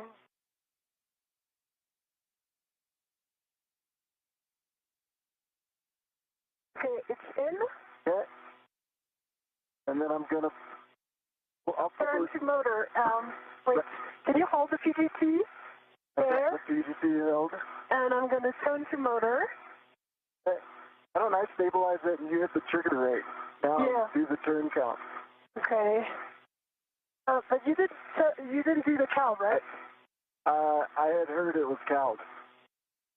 We did not CAL it. No. We need to CAL it. No, okay. So when you turn it on, right make sure now. the collar goes to Cal first, Yes. and the ratchet is in clockwise or counterclockwise, and press the trigger for the Cal. Yeah, in work. Copy.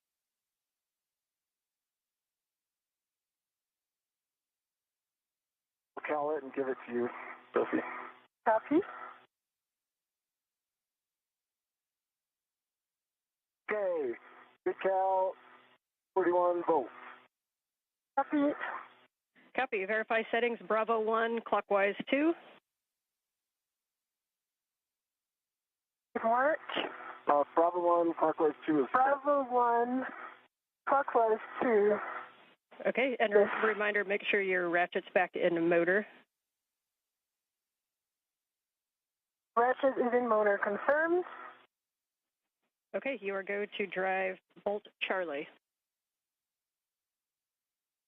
Okay, Anil, can you, do you have access to this PGT? For me, it's, I'm not in good position right now. I'm going to turn like this. That's the PGT. We have the LED test right now, so clockwise 2, sorry. The collar is out of Cal. Yeah, we are now in clockwise 2, Bravo 1, clockwise 2 confirm. Okay, I'm pressing. Can you activate the trigger? I sure can. Are you going to do the count? Reminder that turns are very important, so if one of you can give us the count at the bolt.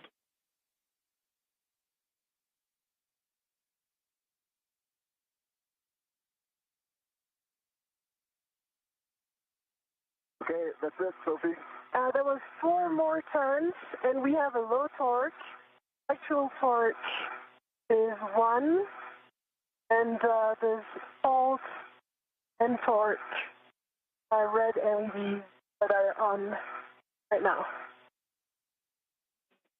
Copy, checking.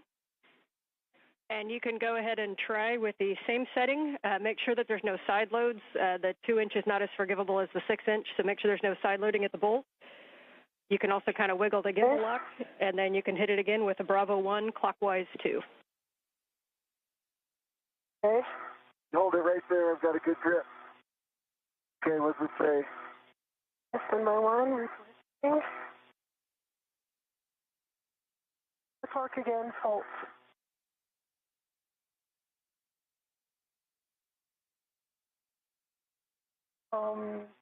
There was initially I had 2 hand turns, and then we turned 4 turns, but 6 total, and low torque.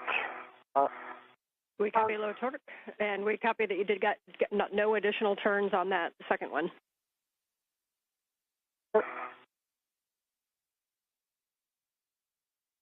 And if you want me to really get a hold of it and try a third time, I'll need a little bit of GCA. I can do it. Yeah, we do think you guys can decide if it's GCA or if Sophie needs to reposition. We do think that that the PGT needs to be braced a little bit harder, so maybe clocking it down so that the PGT handle is directed nadir more towards Sophie or in a place where you can have 2 hands on it with your BRT, If you don't think that's going to work, then we'll look at GCA. Okay, Sophie, you can help stabilize it, but it's just barely out of my reach to give it like really strong hold. Okay. So then I need to reposition. And it's going to take a while. Would it be easier for me to just GCA in? What do you think? Yeah, it's up to you. Do you think moving the handle to point down towards Sophie would do anything? Okay, just evaluate this. Okay, let me try. Right there. Get you set up. No, it's where your hand is, Sophie, should help. It should kick to the handle should kick to the right. So the side that you have your hand on, if you could get a strong hand there and manage that kick, that might help. I can help stabilize it. Yeah, it's also low torque. So no more turns. I tried it 3 times. Could it be a cal problem? But do you want us to recal just in case something went wrong? We do not think it's a cal problem. Standby 1. Okay.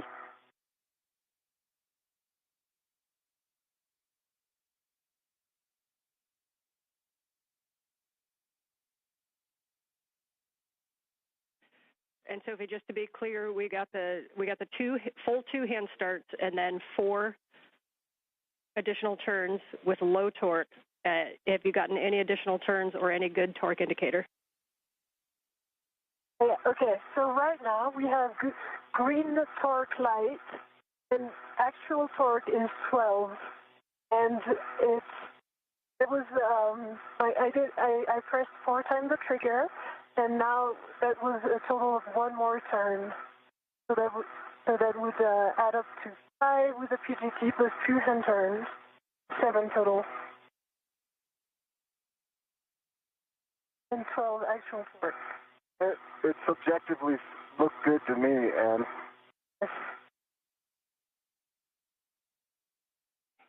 we're double checking that. We think that's a good bolt, but standby 1. Your next one after this is going to be Bravo if you want to start thinking through that. And with that, we have a good Bravo, bolt on Charlie. I can do. We're calling Charlie good bolt. You're going to Bravo, which is starboard aft. I can do this one. Okay, I'll let you work on that one. Okay, you count, okay? Yeah. Ready, starting it in 3, 2, 1.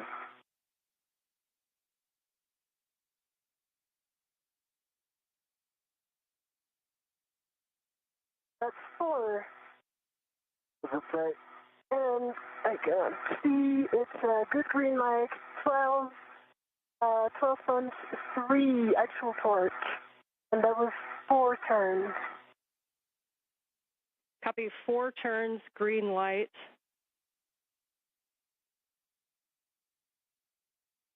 We're checking. Copy. And while they're checking, I definitely can't get D. So you want to assess D with this? In work. All right, we're going to call that a good bolt. Yes, I heard you guys talking about Delta. You are go to drive Delta, Bravo 1, clockwise 2.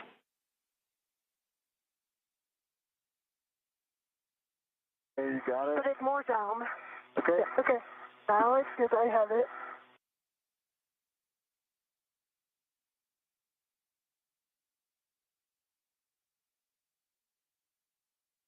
Okay. I can help you stabilize it right there. Okay, ready? I'm starting in 3, 2, 1, go.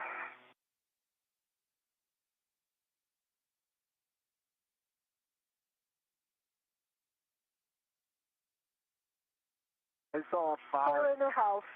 Okay. 4.5 probably. 4.5. With green light, 12.1 torque. Copy, 4.5 turns, green light on bolt Delta. Yeah, and from what we observed, it's fully seated inside the location. That's what I can do if you want me to do Okay, it. please do it, and I'm going to hold it. Okay. All right, you count. Tell me when you're ready. I am ready. Okay, 3, 2, 1, driving.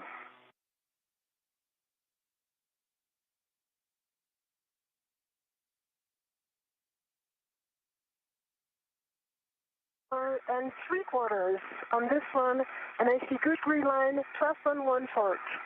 Okay, 4 3/4, 12.1 torque, green light, and we'll hold there for a second. Just a reminder between bolts, do me a favor and wait for a go. We've got to do math down here. Copy. So let's, Anil, for us, while they are doing their math, let's stow the PJT and see what we can do for the rets on this one. I also see a loose ret coming right in front of you. Is that intentional? That's intentional because I didn't want to have some side loading. Okay. I have 2 loose rets. Okay.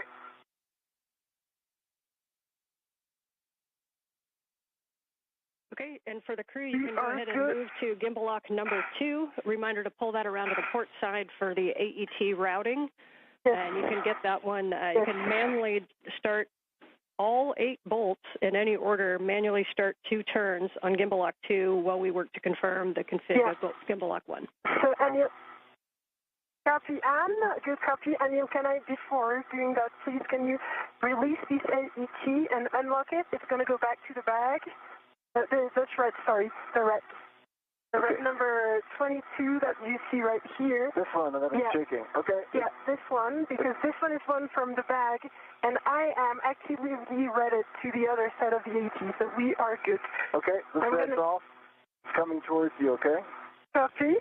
You want to guide it so it doesn't get snagged? I'm going to release my BRT, reposition to the port side. Okay.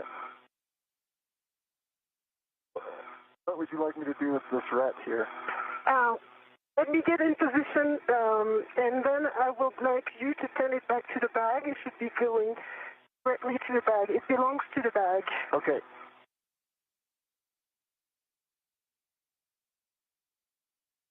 Good job on those bolts. What? Good job on those bolts. It didn't start well, but yeah. If I could speak French, I'd say straight in. All right. So let us observe what the bag is. Can you? Okay. It's on your camera. Yeah, I see that. Okay. I can actually fix this.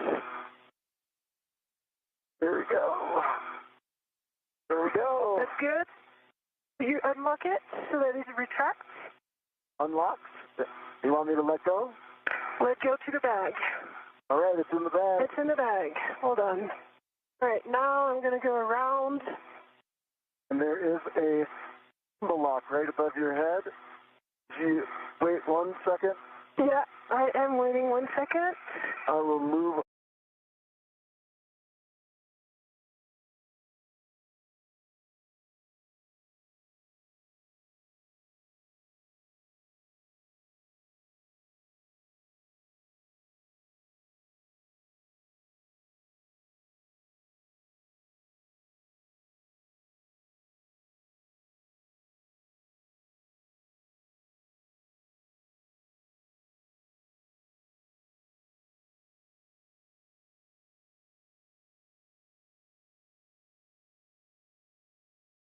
Over.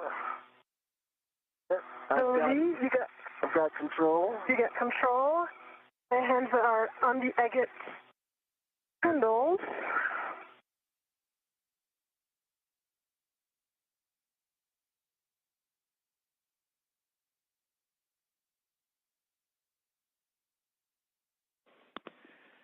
All right, nice work on that, you guys. Much rejoicing after the move of the gimbals and getting that lock number 1 on. We see you working number 2. And again, just a hand start on each one of those bolts in any order.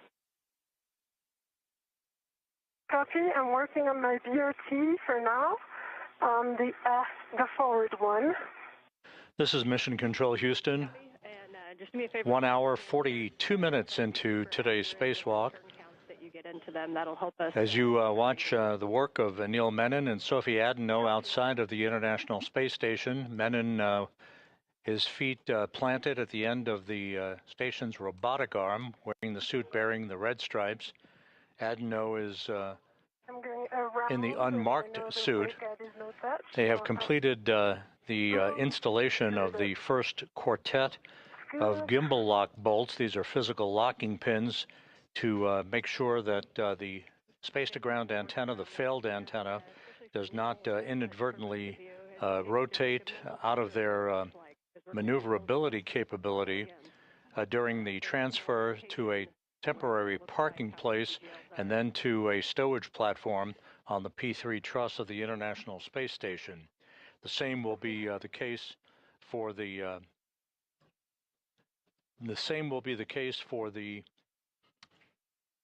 replacement space-to-ground antenna that is currently housed on ESP3, the stowage platform on the P3 truss, that is replacing this failed antenna at the center of the station's truss structure.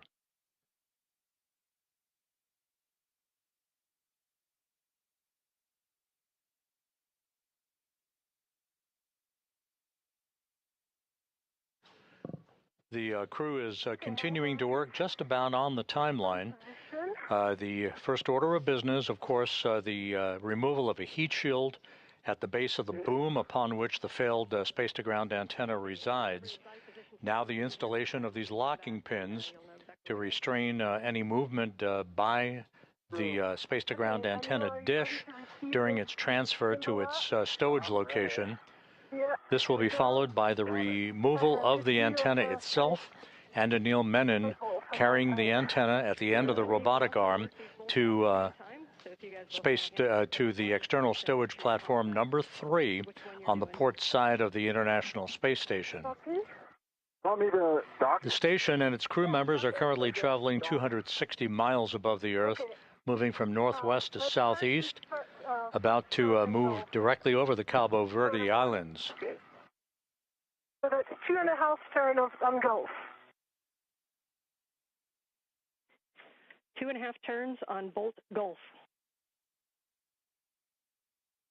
2 turns on this one. Sophie, which one's this? Foxtrot. Let's go Anil Menon, Echo and Hotel.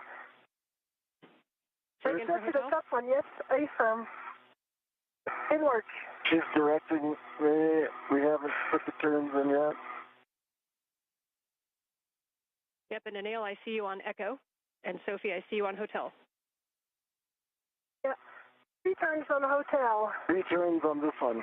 Yeah. Okay, understand 3 turns on each. Please stop at 2 turns on the hand start bolts. But we got 3 turns on Echo, 3 turns on Hotel. And now you work on Kilo, Anil, and I work on the mic. Yes. Yep, and we can see Mike and we can see Kilo. Okay, that's 2 turns in the house on Mike. 2 turns on Mike. 2.5. 2 turns on this one. Kilo. 2 turns on Kilo, 2.5 on Mike. Yes, now working on Juliet and Lima. 2 turns in the house on Lima.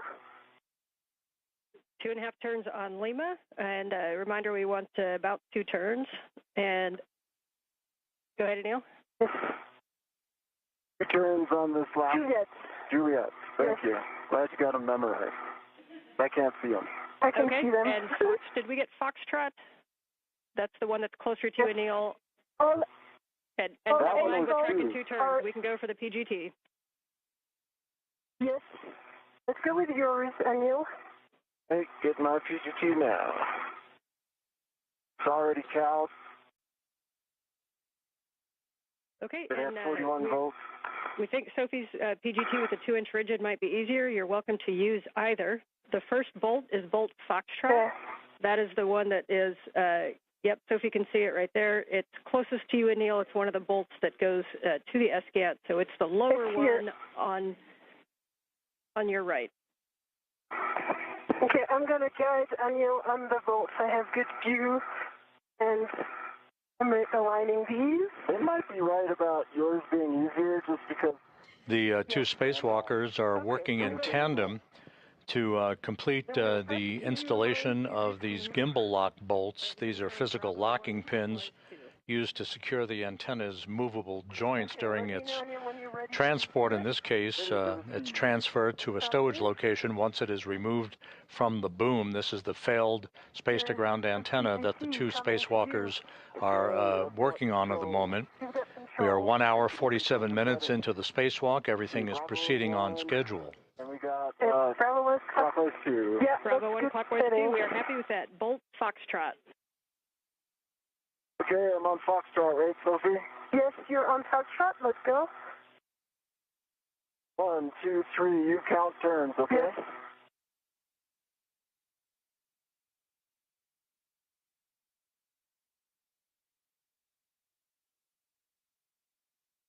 We're in a house, and I see that Bolt is fully inside fully seated inside. And I got low torque, 10.8. Low torque 10.8.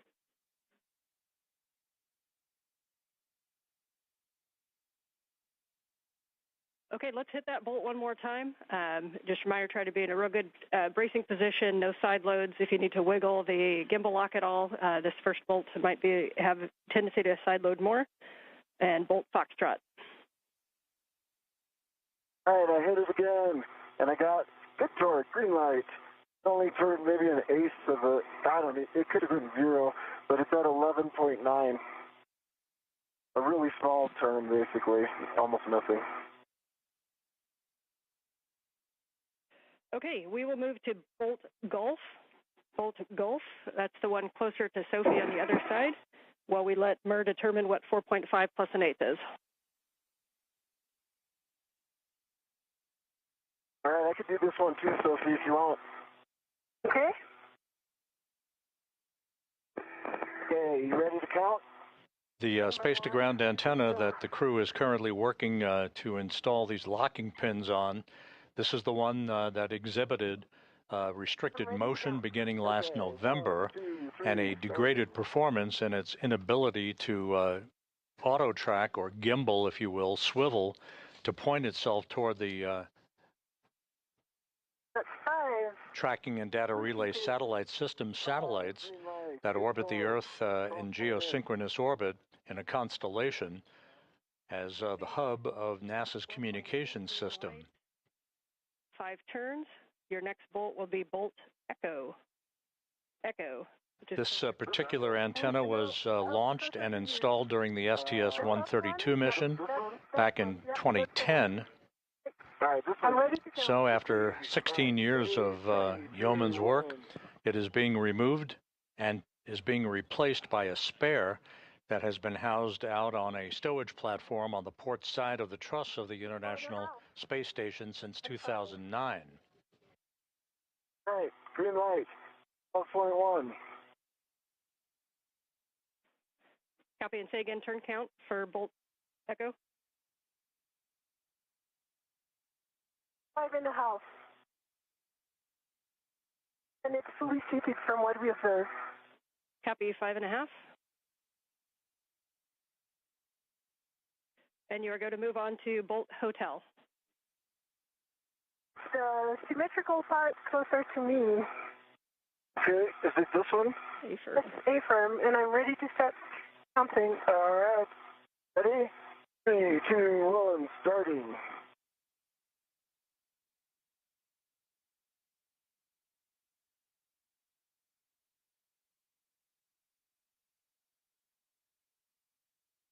Five and 3/4.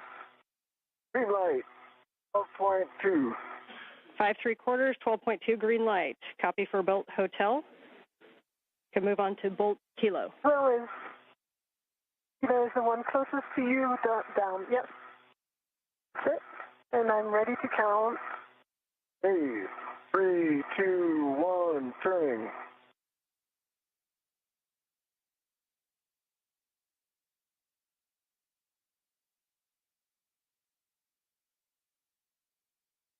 Four and 3/4. Green light, 11.8. Copy, 4 3/4, 11.8, green light for kilo. Next will be Mike, but stand by one while we check that. Mike. Okay. I can't see that, but if you can put this and on. We'll keep going to Bolt Mike over by Sophie. This? Nope. Is it this one, Sophie? No, it's this one. Okay, let me just extending my body position. Oh, yeah. Yep, you're in. Let's go. Okay, ready? I'm going to try not to side load this. 1, 2, 3, starting.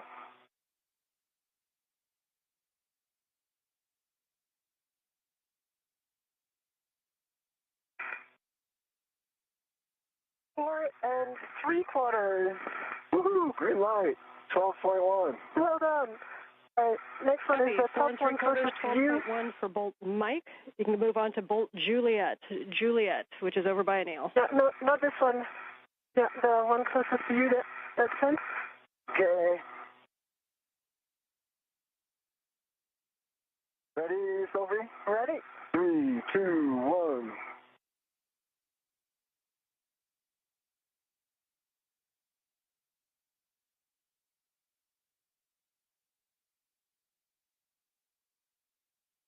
Four, 5, 8 turns.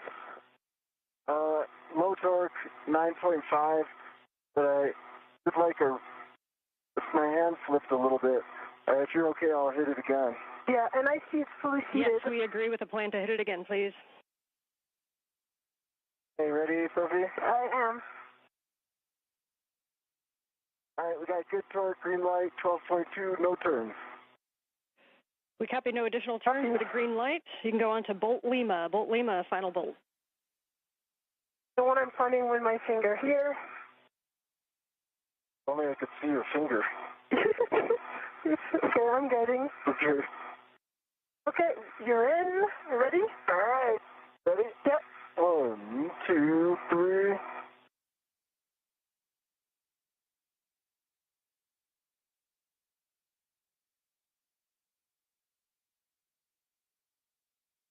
It's 5 turns. Light, 11.4. Copy, 5 turns and 11.4 green light. Nicely done. Folks are going to discuss that down here for a little bit, but at this time...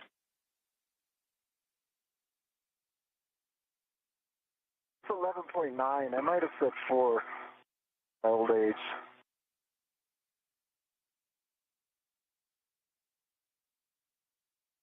What we observe from here is that all bolts are fully fitted into the golden part. Okay. They look all the same. So Sophie, at this time, first you guys can stow the PGT, and then we're going to, I have a task for each of you. Anil, we'd like you to do a wiggle test and take a look at the gimbals, and you kind of got to move it before. Let us know if it moves at all. Sophie, once you stow your PGT, you can remove the AET from the gimbal locks, and you'll be stowing that on the starboard aft agate handrail. Copy. And that gimbal is rock solid. That's a great report. There was much joy. Approaching the 2-hour mark in today's spacewalk, Anil Menon, you see him, his feet planted and a portable foot restraint at the end of the Canadarm2 robotic arm, declaring success as he and Sophie Adenot have driven a total of 12 bolts, these gimbal lock bolts, these locking pins in place to secure the failed space-to-ground antenna from any inadvertent motion after it is removed from its boom on the Z1 truss and transported to a stowage location. Copy that. Oh, no, first is the AET. The AET. Yeah. And what? And these can be done in any order from here. So if Anil, you want to start NZGLs while Sophie works the AET and the MUT, that's fine. Just let me know what words you'd like. I think that's a great idea. Why don't I start on the forward NVGL? Okay, great. NZGL does not matter. In order doesn't matter. Just a reminder to avoid pulling and tugging on the SCANT cables, but you might want to wiggle the back shell a little bit to remove side loads. So you can remove the cap from the dummy connector. Let me know if you're at J6 or J1. I'm at I'm working on J1. I think the cap is technically J6, right? Yeah, correction, sorry. J6 or J7 are the two good dummy connectors, so understand you're working J6? That's correct. I've got a ret to it, and I want to take it out. Sounds good. And once you have that dummy connector removed, then you can demate the S-Gant forward cable from the boom. That's a P4 from the J1. Okay. I've demated the dummy connector, and I'm working on the forward cable.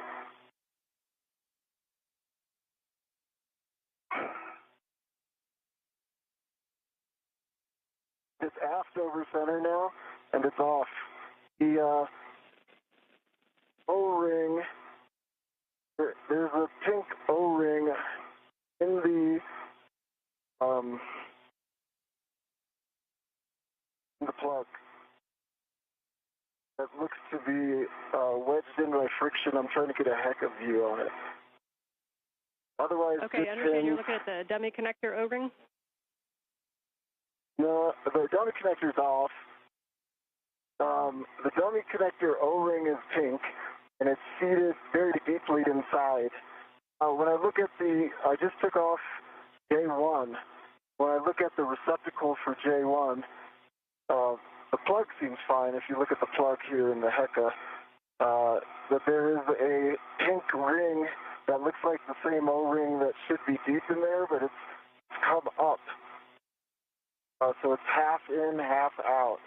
It's friction fit in there now. Can you feel the HECA? I feel like I could probably push it in with the right tool, or I could ret to it and take it out.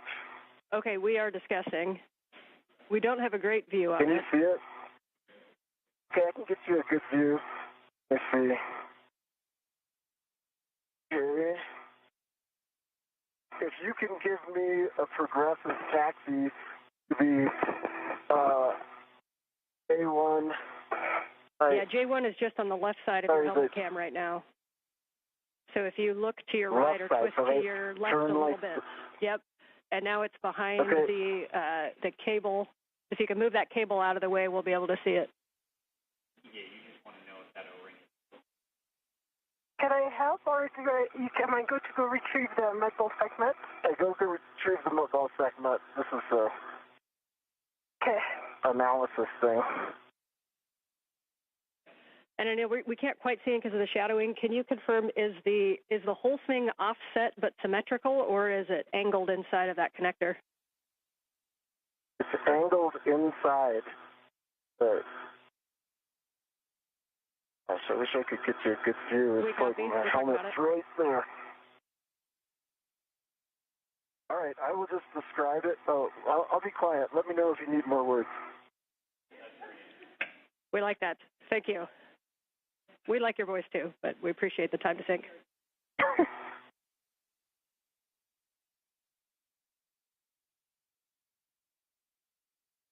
Okay, you are going to put the cap on there. We are okay with that angle. So once you've looked at the cable and verified no FOD, good pins, and a good EMI band, then you can mate that cable to the dummy receptacle and the cap on the J1. We probably won't be so forgiving of the new one.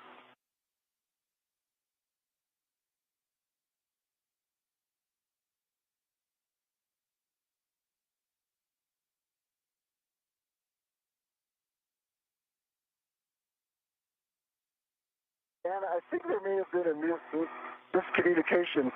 The J1 receptacle side, doesn't it stay on the boom? So, okay, and say that one more time. Like when we bring in the new one's going to attach its NGL to this back. Okay, you're talking to, so the J1, so the O-ring is in the J1 connector that's on the boom, is that correct? That is correct. Okay, appreciate that clarification, and yes, we'll be using that one again later. So copy that you've got the NZGL cable to the dummy receptacle, and now you can put the cap on the J1 boom connector. Okay, I'm going to put the cap on, but the pink does stick out 50%. Like that O-ring sticks out 50% from there, so I can try to flatten it in by putting on the dummy connector, if that makes sense. Yeah, we're checking. Yeah, if you want to try that, we're good with that.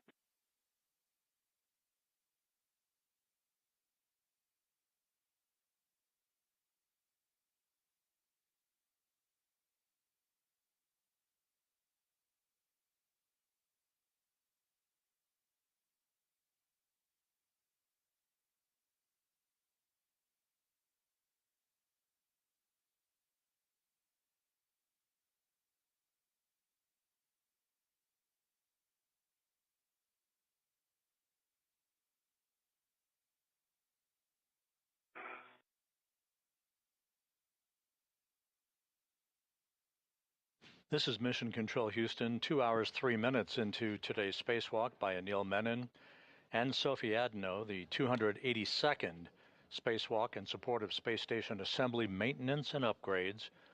The crew well into the work to remove a failed space-to-ground antenna from its location at the middle of the backbone or the truss of the International Space Station on the Z1 truss. They have installed a series of locking pins, or gimbal locks as they are called.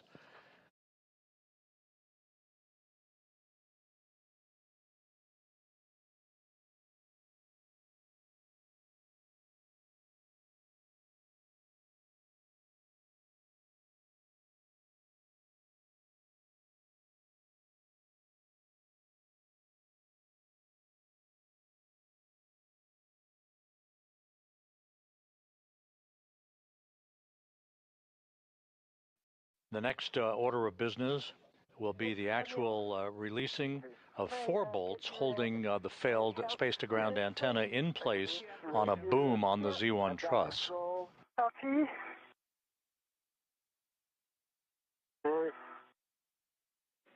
And we came back from a handover, so Neil, if you had any other words that we may have missed them on the J1. I said if, I don't know if you caught it, but if we put in the plug, it's gonna be hard to get the. Sorry, I went to go get something, and sorry. If we put in the plug, it's gonna be hard to get that pink rubber O-ring out again. But if the decision is to take it out now, it's partially out, and I think I could get it out. So I'm just verifying that you want the plug in and attempting to flatten it in there. Okay, we understand. We're talking it.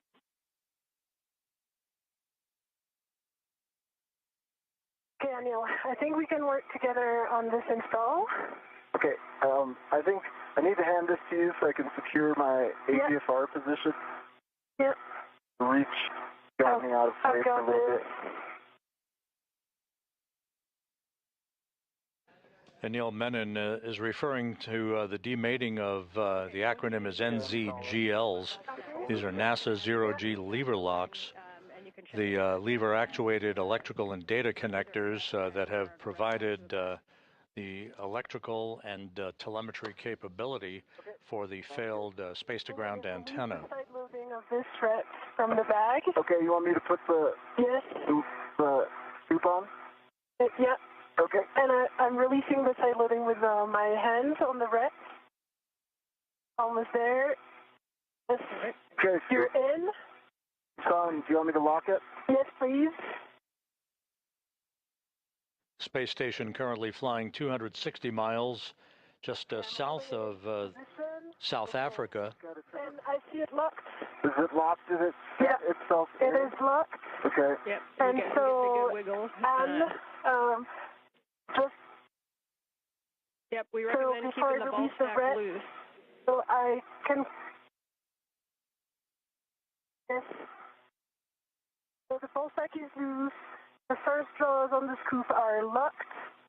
The ECOM 1 and 2 are locked, black and black, and the second nut is jaws open and unlocked. So for me, it's good config. I can release the red from the bag. Do you concur? Yep, we concur that that's a good config, and you can release that red.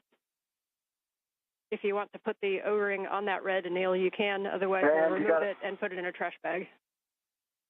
Oh, yeah. Put it on that rat, Sophie, so give me that rat. Yeah. I can try to get it if... Got it? Okay. Just a sec. Right orientation. Yeah. Second hand. And hey, for the crew real quick, if you could just hang on to that O-ring, we may be using it again. So just keep it in an accessible position, please. You can just put on a ret back to a workstation if that works.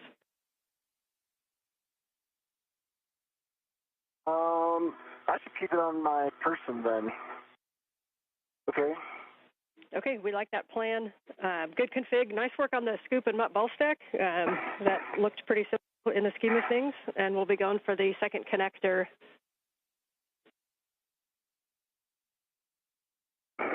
And okay, confirm I released the red from the bag. So we don't need it from the O-ring.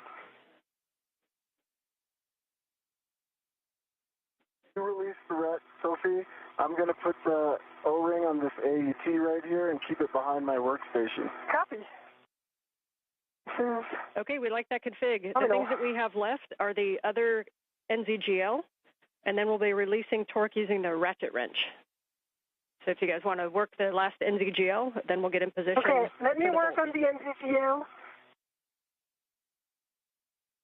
I'll work on this cap, and you do your thing with the O-ring. Okay.